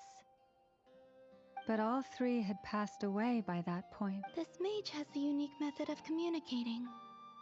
Yes, but they did not know. And so, still they prayed for the moon goddesses. After building titanic structures that consumed vast amounts of Kuvaki, at last they glimpsed the moons and heard their voices. But of course, they were gravely disappointed, for it was then that they realized the three moon goddesses were dead. Oh, that's such a sad story. It is. Humanity was in a very sorry state at that time. The angels who had once aided them were gone. Just a second, I gotta ask. How relevant is all this history? Well, I mean, it's... Okay, it seems we've drifted into irrelevant narrative water. It's been a while since I've had the chance to speak inside someone's head. As soon as I got started, I lost control, and the words just flowed out like a waterfall. What I'm trying to say is... Right, yes, that's it. The relevant part is the ritual created by... The fact that they bypassed the false sky and saw the true moons implies that they successfully built a connection between Tevat and the outside world. Which means With enough Kuvaki and a sufficiently stable connection, it should be feasible to send one person. Okay, so they built some kind of... Oh. Is something... I just didn't expect you to summarize it so well. It turns out I could have said all that in one word. No, please, it's fine. This is invaluable. Oh, really? Well, in that case, I suppose I could backtrack and add some more detail. I did gloss over. Whoa, whoa, whoa, time out. Let's summarize what we've got first. The Hyperboreans were the last ones to use this method, right? So we somehow need to find whatever structure they built and make sure there's enough Kuvaki to power. Luckily, we have the moon marrow of both the eternal and iridescent moons, so we're all good for Kuvaki. Which means the key is... Yes. Although I expect the structure is long gone by now. That said, what if we could take advantage of the phantoms to travel back? Well, travel back isn't quite accurate. It's more like we wouldn't even have to pick a time when it still existed. It could just be a time when it still appeared in phantom form via projection, or we could project our own phantoms, fold them together. You look lost. Yeah, things got a little, technical. All right. Let me think about how to put this. Over the next few days, I'll search for phantoms that we can use. By completing certain rituals, specific individuals will be able to enter the phantom and make it to the Hyperborean structure. If everything checks out and it looks feasible, we'll just need to wait for Moon Prayer Night, and we can send the Moon Goddess back home. I think so. For now, we'll just wait to hear from you. Yes. Great. Counting on you. In the meantime, we'll focus on finding the... My name? Excuse me, Miss... Go on, Miss Nicole. This conversation was a little all over the place. I didn't... I am Lauma, of the Frost Moon Scions. Ah, I did wonder. I noticed that you listened. If you'd be interested, I'd love to visit you this evening. Also, if you were serious about making a record, it would be too risky to simply write down the raw details as is. I would suggest some tweaks. Maybe rewrite the... Anyway, we can cross that bridge when we come to it. So, see you later then? Oh, and no need to prepare anything. Just a cup of tea will do. She seems friendly. It's so nice to find someone who's actually willing to listen. I've been dying for a chance to finally go through all this systematically from start to finish. Any longer and I'd probably start forgetting it.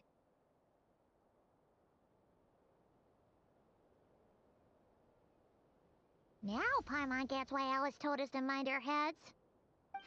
Ha ha ha ha, what did I tell you? Now then, the next order of business is, where do we start looking for the Moon Goddess? Maybe the rest of what Nicole has... Once I've heard her out, I'll summarize the salient points. I'm also inclined to review our other documents. But many of the more factually accurate records are from... Sounds like we're gonna follow Columbina's journey. In that case, we'll start by heading to the... Sounds like a plan. Take this with you. I'll see... Thank you, Mr. Vark. Ha ha ha ha ha, don't mention it. Honestly, I'm more comfortable dealing... I should follow them, just in case there's some way that I can help.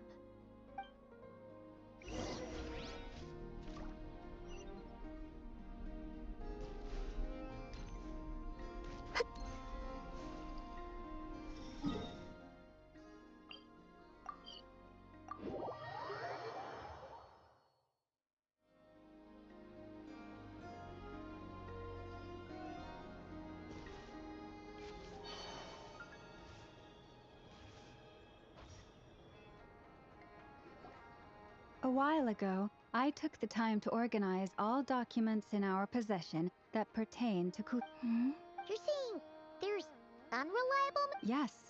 Most of the information we have was transmitted through an oral tradition. There's no sense seeking answers in history unless we can Makes sense.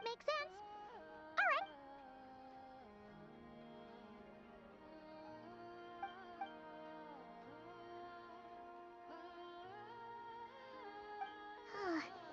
Almost all these records refer to Kutar instead of Columbina. What we can gather from these records is that the Frost Moon Scions worshipped her. I cannot fault them for their earnest faith, but for all their devotion, worshipping her day in, I imagine that none of it resonated. It wouldn't surprise me if, even back then, she had already begun to reject the name Kutar. Lama speaks the truth. When I heard them call upon Kutar with hope and expectation in their voices.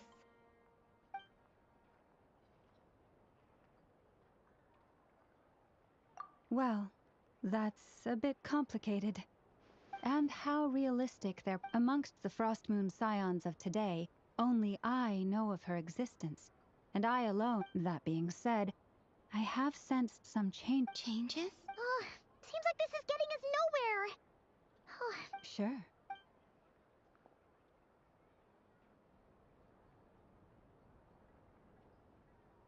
Exerting but a fraction of her divine might, Kutar sheared a great mass from the snow-capped Yeah, right. That doesn't even make the 3 moons are not but lies through and through. Only one moon has ever shone for us, and Kutar is her name. The vast majority of ancient texts are filled with fanciful tales like these. I trust you understand my criteria. Kutar did not speak, merely gazing into the distance in silence. And where her gaze clearly, whoever wrote this text never even met Kutar. Otherwise, they'd know that her eyes are always. What about you, Traveler? What are you reading? Come on, the child wished to build a wooden nest with which to shield a fledgling bird from the cold. But big Kutar was passing by. Upon seeing the child, she summoned forth a... Not knowing the meaning of Kutar's divine intervention, the child dared not to respond, and thus ran home to call their parents. But Kutar, the moon chanter, declared the event a miracle and took the nest as a relic, placing it on high for all to see. The child was named as one favored by the goddess and was greatly respected amongst the people. Yet, bestowed, and this matter was forgotten in but a few years. Huh. Any thoughts after reading that? Columbina probably just wanted to join the kid in making nests. I'd originally considered this a fabrication, because Kutar did not perform any similar actions in subsequent records. But now that I think about it, it does seem like something Columbina would do. It's just that... She didn't know how other people would interpret her actions. She was probably worried about making things difficult for people. So, she gradually stopped joining in. Yeah. Oh, that's so sad.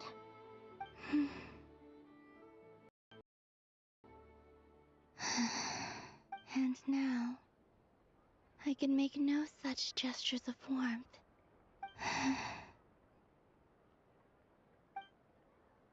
Still no name. That's a bit of a shame. But we did learn some interesting stories. That's gotta count for something. Barca said he was...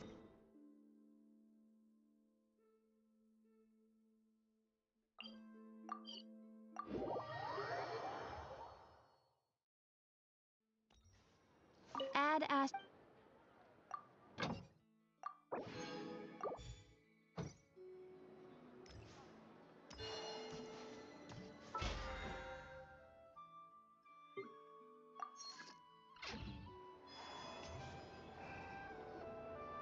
Let's see.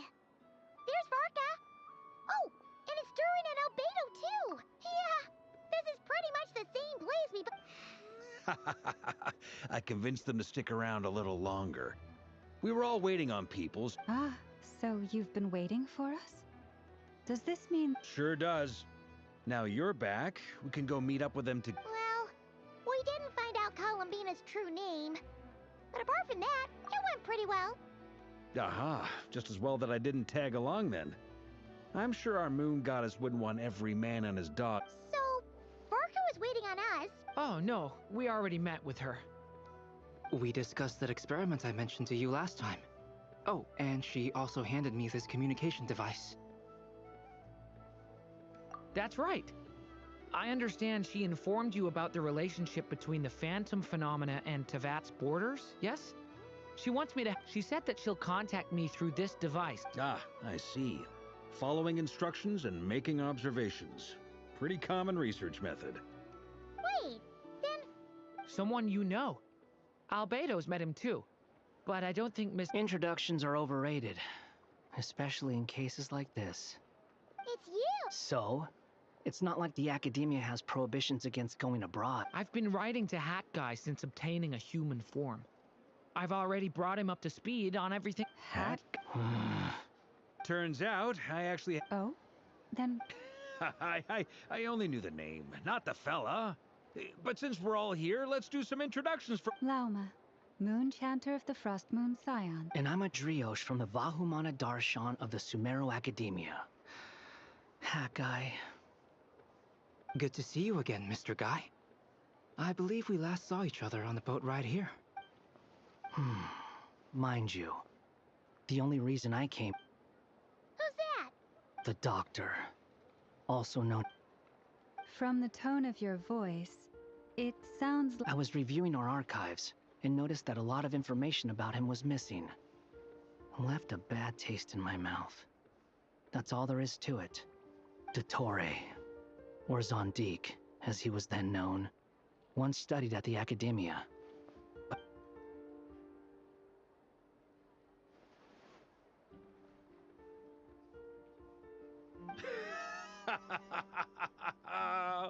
So the Harbinger's #2 man is a college dropout? How embarrassing. Last we heard, he was planning something. We actually heard that a few times before, even coming to Notcry. But... He only appears when something interests him. For all we know. But the fact he did something here at all is worth noting. Why does it sound less like a file? Anyway, we were just about to meet 2 of the other Harbingers. Sure. Even though they're Harbingers... The Frost Moon Scion's relations with the Fatui remain tense. In that case, we'll continue assist... Good stuff. Everyone's having a fruitful time. All right, we better get going. I'll lead the way.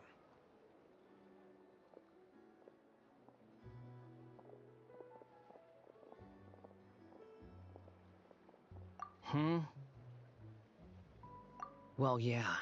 That's obviously part of it. Neither you, nor Lesser Lord Kusanali, nor I want to see him meddling with things again. What's the hurry? Don't worry. Pigeons always know which way home is.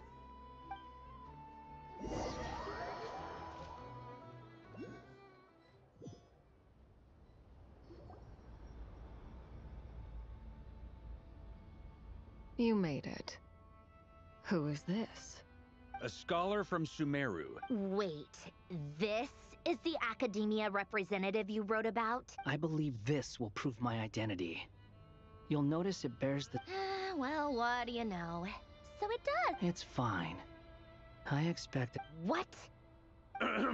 So as I mentioned in my letter, but this matter remains top secret. Apart from those assisting in the If anyone asks, I'm here in Notcry to pursue my... Gotta say, Varka, you did pretty well to keep all this under... you flatter me.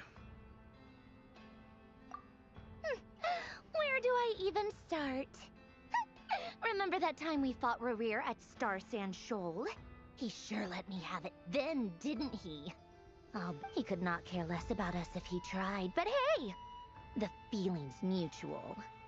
Does Dottore really strike you as the sort who values his relationships with his colleagues? Which is why I always keep my guard up whenever he starts making suspicious moves.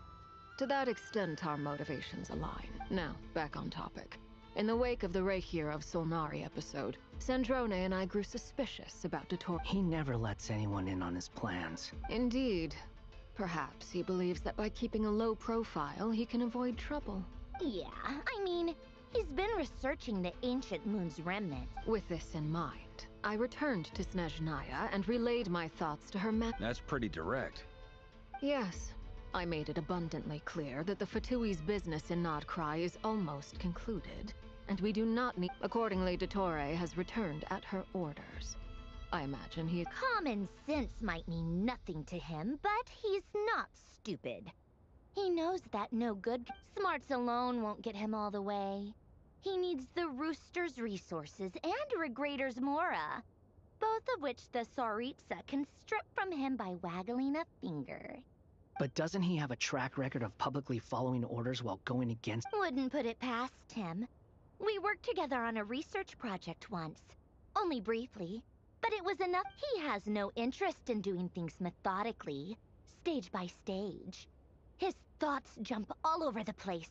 And the the only similarity we share is that once we set our minds on doing something. Oh, we definitely saw some of that in your battle with Rerir. You got so competitive. Ugh, do not. Then I believe we all concur. Dottore. Fantastic. Now this is turning into a whole day of unpleasant memories. Are you talking about the moon marrow stuff? He also strikes me as the kind of person to disregard experimental regulations, ruin all the equipment, and go away. Exactly.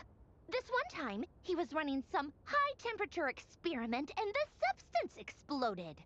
But does he care? No. That gas was poisonous. If I hadn't been there, who knows how many people might have died. And after all that, he left while I was still cleaning up after his mess. What a waste of time, he said. A waste of time? The nerve! He wasted my time! Hat guy, I must say, you seem awfully Thank you, Lady Harbingers, for providing such valuable information. Wait, what? You're just gonna leave? You're welcome to join if you want. Ugh. Just when Paimon thought he'd finally mellowed out.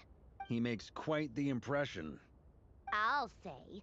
I've met tons of headstrong people, but anyway, back to the main agenda. Barca, you said that Columbina has gone missing? Or... Yeah. We're working on building a connection between her and this world. I've actually asked her that question before, but she said she didn't know. Considering our relationship... As far as I recall, she was never dispatched by Her Majesty to claim a note that Tsaritsa's plans had long contained a place specifically for her. I always thought that was weird. What could... Knowing what we do now, it's probably something related to... More than likely. When she first arrived, Columbina would often go to Her Majesty, but Her Majesty always gave the same reply. The time has not yet come. So she spent her days in Snezhnaya doing basically nothing. The Tsaritsa has summoned a beautiful blind maiden to be a harbinger, giving her the third seat by virtue only. It was a dumb and stupid rumor.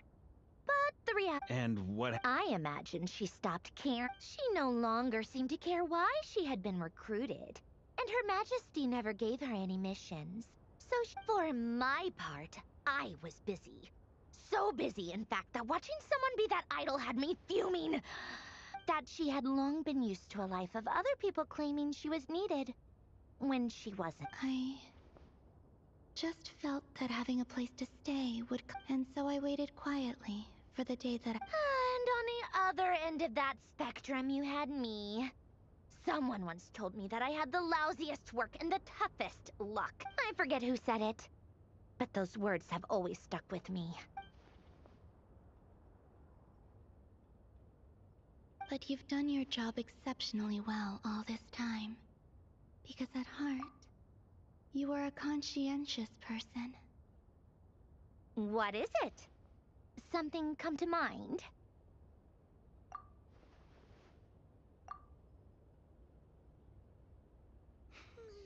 That makes sense. Nothing screams you are needed like... Well, good luck with it. But if you ask me, Columbina is still the most I'm just so used to it now. After all the arguments we've had, I can't be bothered. Nor I. Sandrone. Harlequino.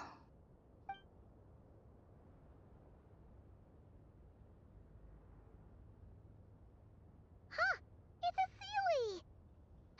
Does that mean Nicole has news for us? Ladies, I thank you for your hospitality. If the chance ever comes up... I'm sure it will. You can make your own way out. Heck, you've been here enough times, you probably know your way around better than I do. Okay, time to do what adventurers do.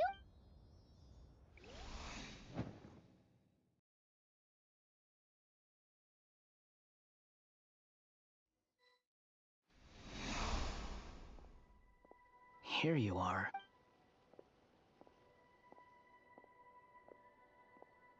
Oh, hat guy. How come you're back so soon? Fine. Dottore has been summoned home by the Tsaritsa. How about you?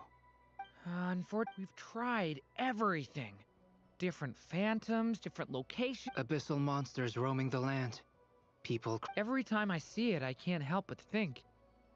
Is this what... And if I fail in the task I've been given...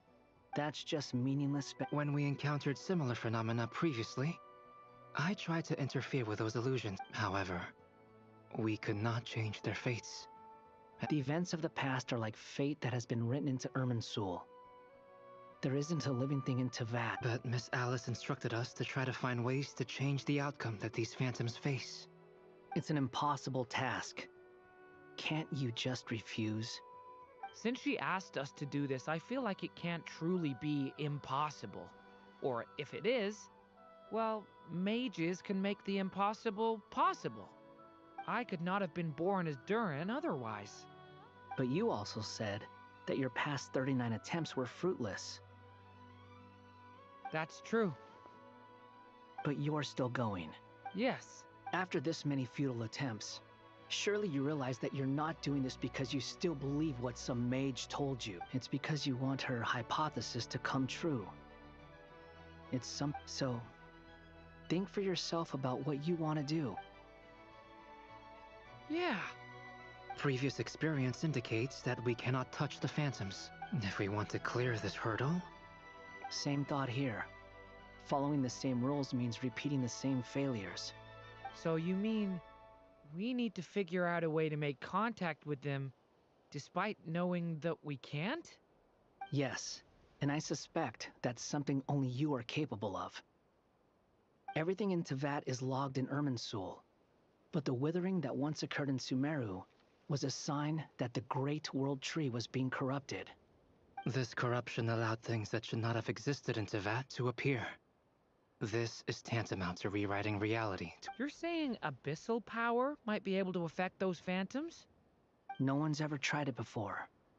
If you're gonna try it, it'll take courage. And you have to be confident that you can control it. Is anyone there? Has anyone seen my daughter? She's missing. I have to... I hear someone inside. Spark... Ah! If I can use my abyssal powers to warn him that there is danger here... Yes. The important thing is not the nature of... To intimidate and obstruct. Sounds about right for the Abyss. Let me try. I should be able to influence that thing. Have you seen a little girl? What? This isn't the time for that! Just run!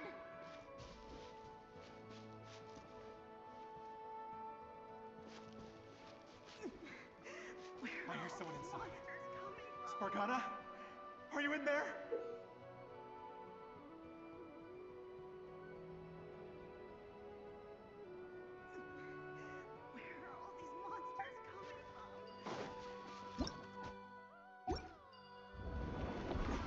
What is this? Looks dangerous. I should get out of here.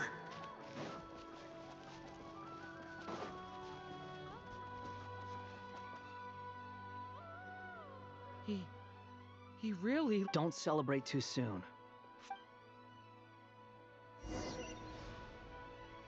Monsters approaching from the front. You need to stop them and create an opportunity for him to hide.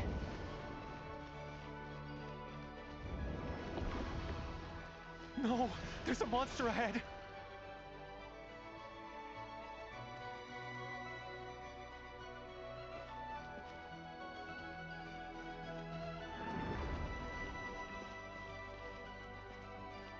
Wait, is that the barrier I saw earlier?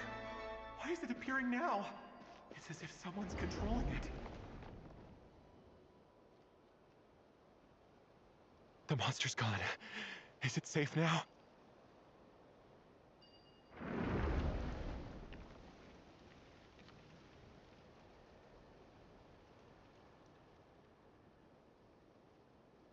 The barrier's gone too.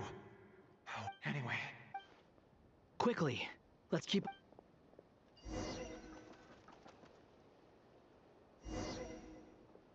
Wait, there was someone else here? Don't go any further. We've got anti-monster traps laid out everywhere. But my daughter must just be up ahead. I have to go. This way's blocked.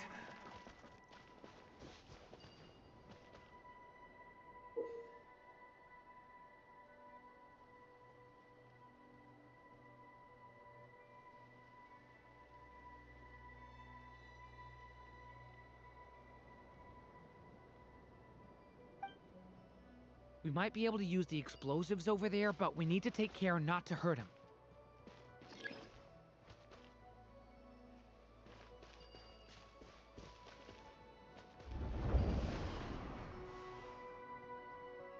I'll use the barrier to keep him at a safe distance. This barrier seems to be helping me somehow.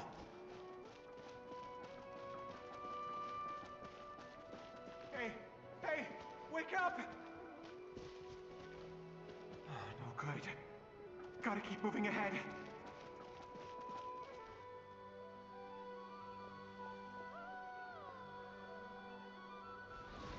So many monsters! There's still a chance, Durin. Use the trap.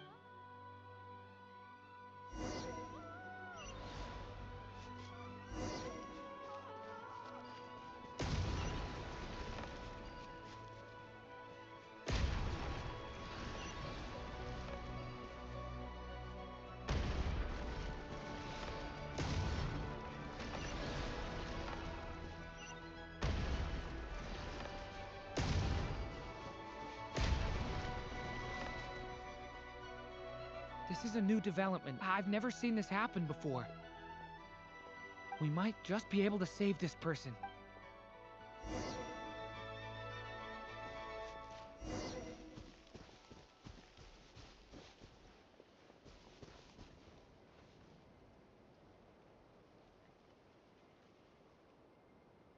Hello there. Have you seen my daughter? Get out while you still can. But I can't just leave her here. Sorry. Okay. If I do find her, I'll get her to shelter and come back for you. Don't bother. What's that noise? Monster! No, if he goes inside, he'll be walking into a trap.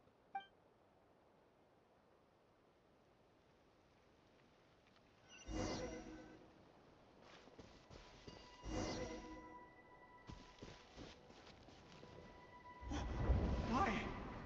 How will I know where Spargana's gone like this? You know what? I'll trust this strange barrier. It's gotten me this far after all.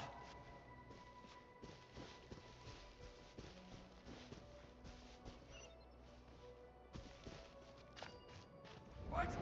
Spargana? Are you there?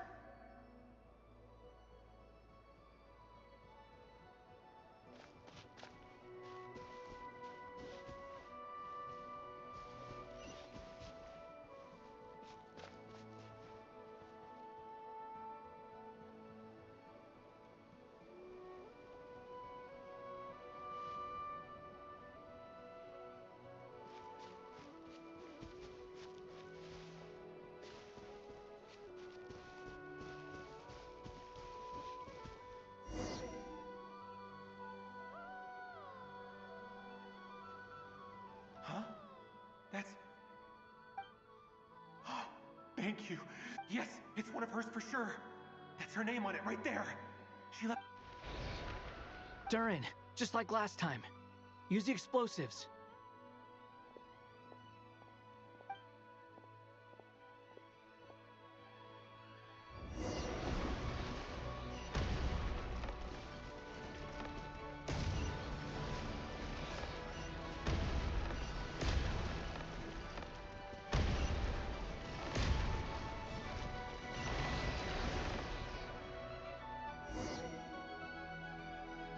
It won't work. There's not enough left. If he makes it in, but then this clue... It might not be the only one. Better he misses that clue. I guess so.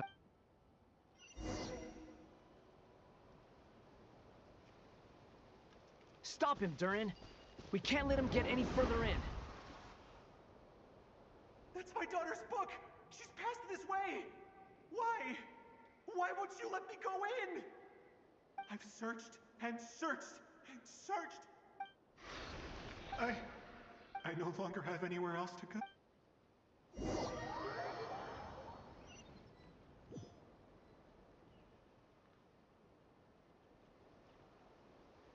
I'm sorry.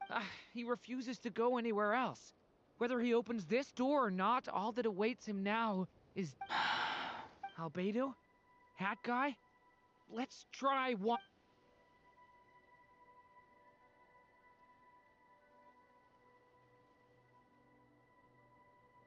Why am I here? What's going on? All these scenes running through my head. Huh? His reactions have changed. How many times have I... Huh? You can see us? I feel like I always could, but that I only just realized you were there. But you were the ones guiding me using that. I haven't done anything yet, but those monsters, those deaths, I won't find my daughter. What? No. Yes. Even so, we're trying to... You've not seen my daughter either. It seems she really isn't here. I'm sorry we couldn't... I'm just... tired. Maybe this is destiny. Maybe it doesn't matter how hard I search. How long do I have left? Experience says 15 to 20 minutes. 15 to 20. Thank you for all your help. Let's rest a while. Now's not the time for you. It's not pity. I'm just...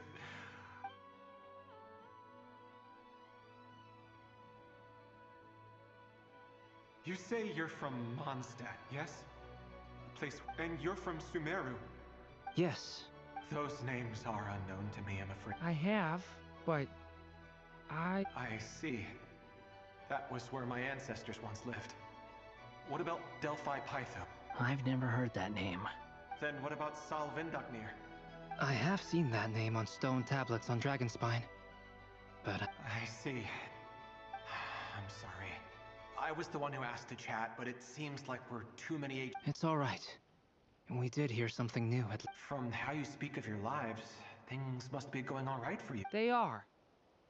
Mondstadt is a place of freedom and happiness. We have festivals a few times a year. Everyone gets together to drink, sing, and be... Sumeru is a lot more uptight. Not really the kind of place where you can relax, but if all you want in life... That's wonderful. In other words, after... That's true. Well, time's almost up. The chances are slim, I know, but I'd like to spend these last few minutes... May we meet again. Well, or not, most probably.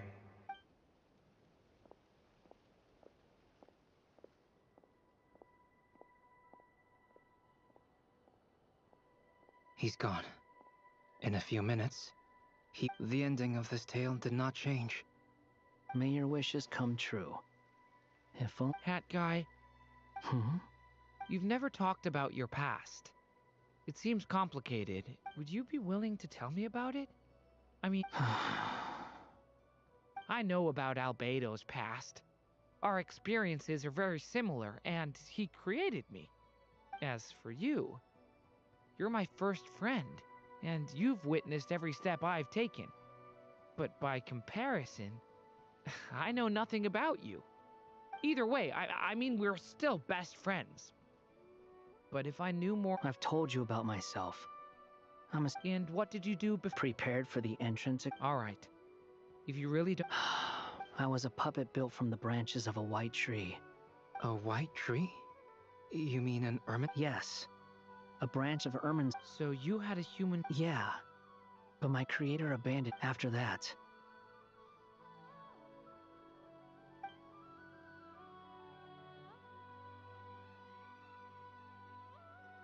Durin.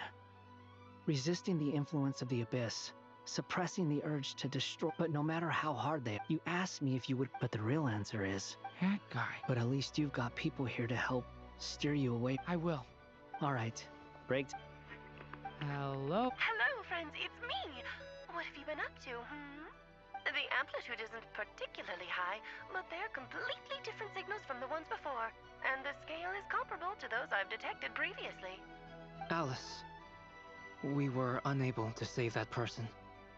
However, he appears to have retained a portion of the memories gained through that cycle. I see.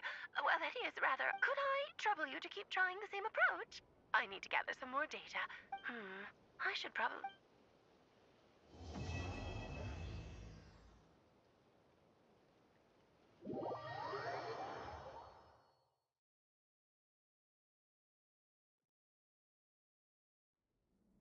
There you are.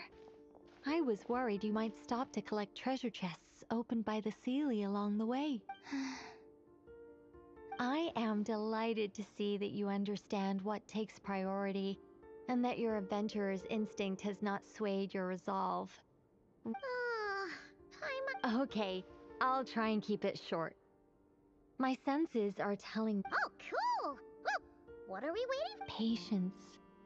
This was a sanctuary of great importance. Oh! Like the place that housed the Eternal Moon's marrow? Okay, so what's the plan? Need us to do anything? Ah. All right then. I was planning to start with some background. Remember what you were saying about Fine.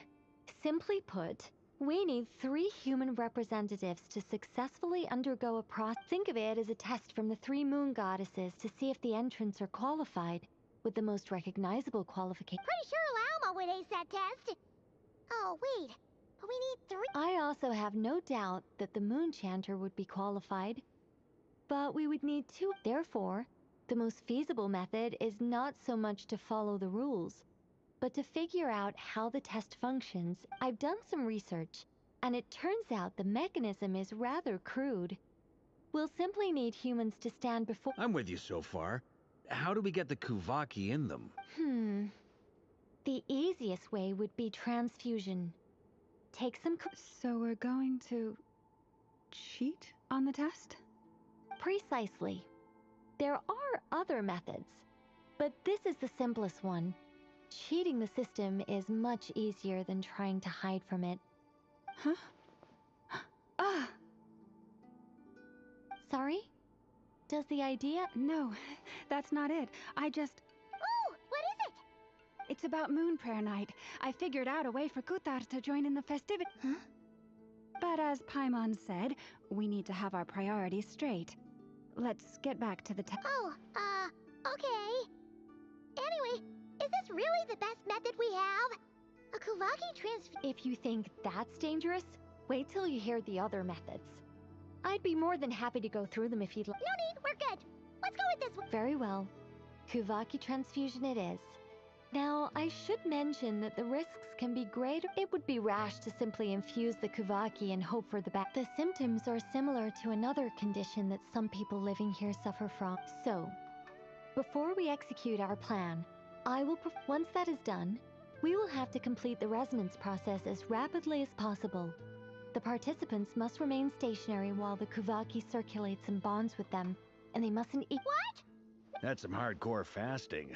They'll all be monks by the time... 3 days. Oh, that's so long! Can we... Fasting? What are they talking about?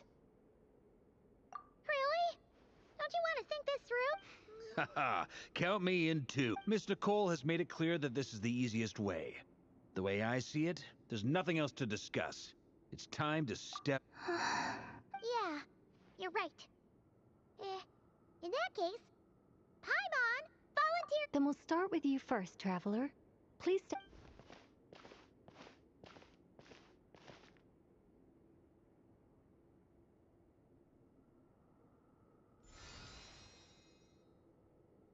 How's it going? Do you feel anything?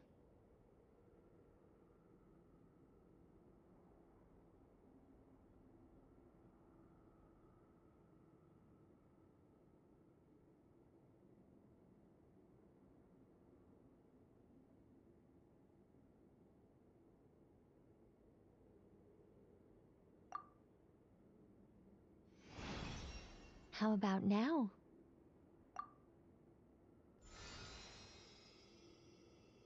And now?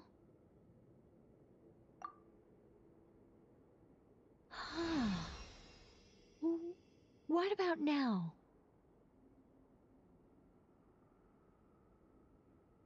You guys, it's not a competition, you know. All right, I'm officially impressed. It's like I summoned a giant stone titan to arm wrestle you. And you're... In my last attempt, I infused 5 times the amount of Kuvaki required. Yes. Safe to say, compatibility won't be... You're next, Mr. Varka. Sure, here goes. All right. I'll start where we left off. Whoa, whoa, whoa, hey, wait a minute.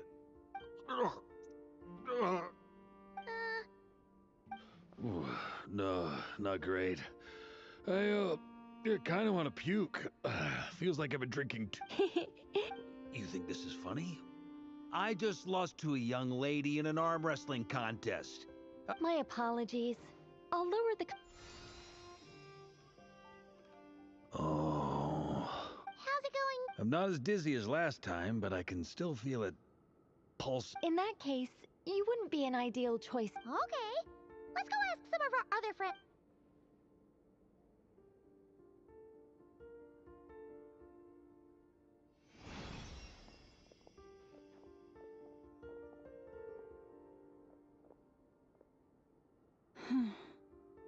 No surprises here, Miss Moonchanter.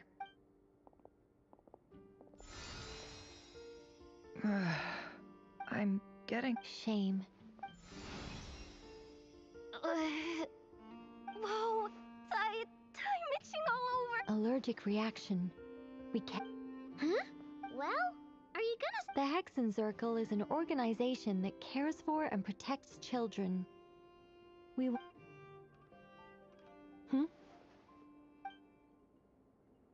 Is something the matter? The candidates have to be human.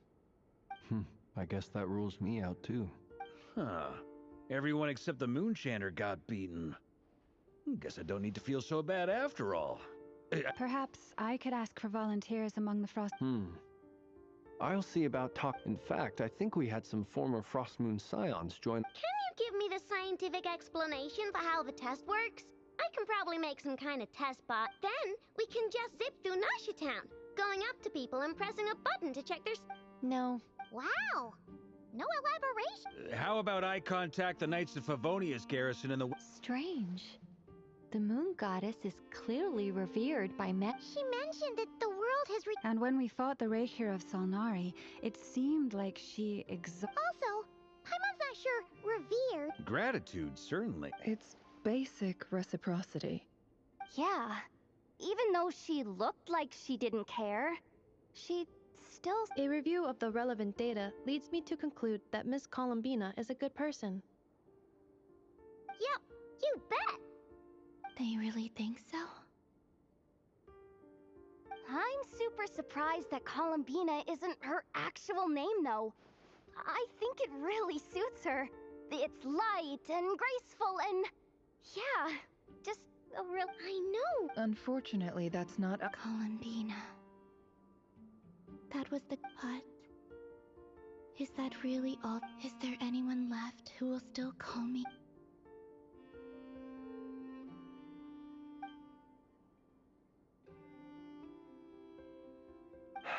Moon Prayer Night is getting closer by the day. Then allow me. Huh? You contacted your friends via the Adventurers Guild. Sandrone has... Since I have the ability to accommodate a moon marrow... Arlecchino. When can we begin? I see. We can begin right away.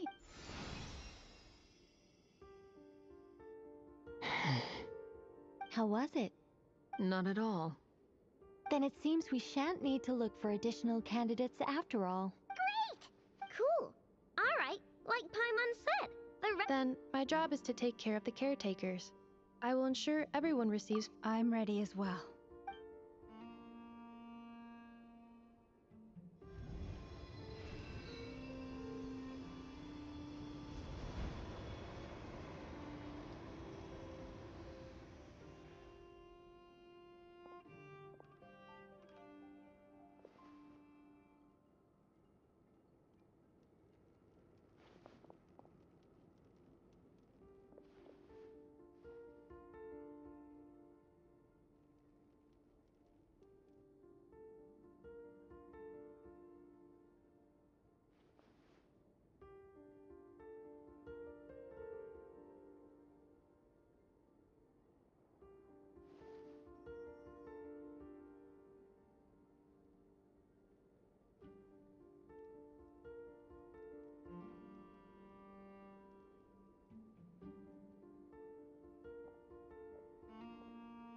The work is done.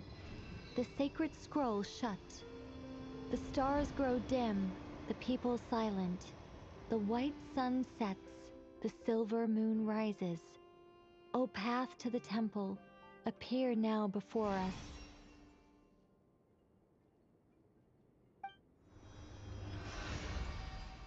Wow! So that's what all this is about. With a calm mind, this proved not too arduous. It might be best to eat something first. Take care to chew properly. They will head in soon. They will need to enter this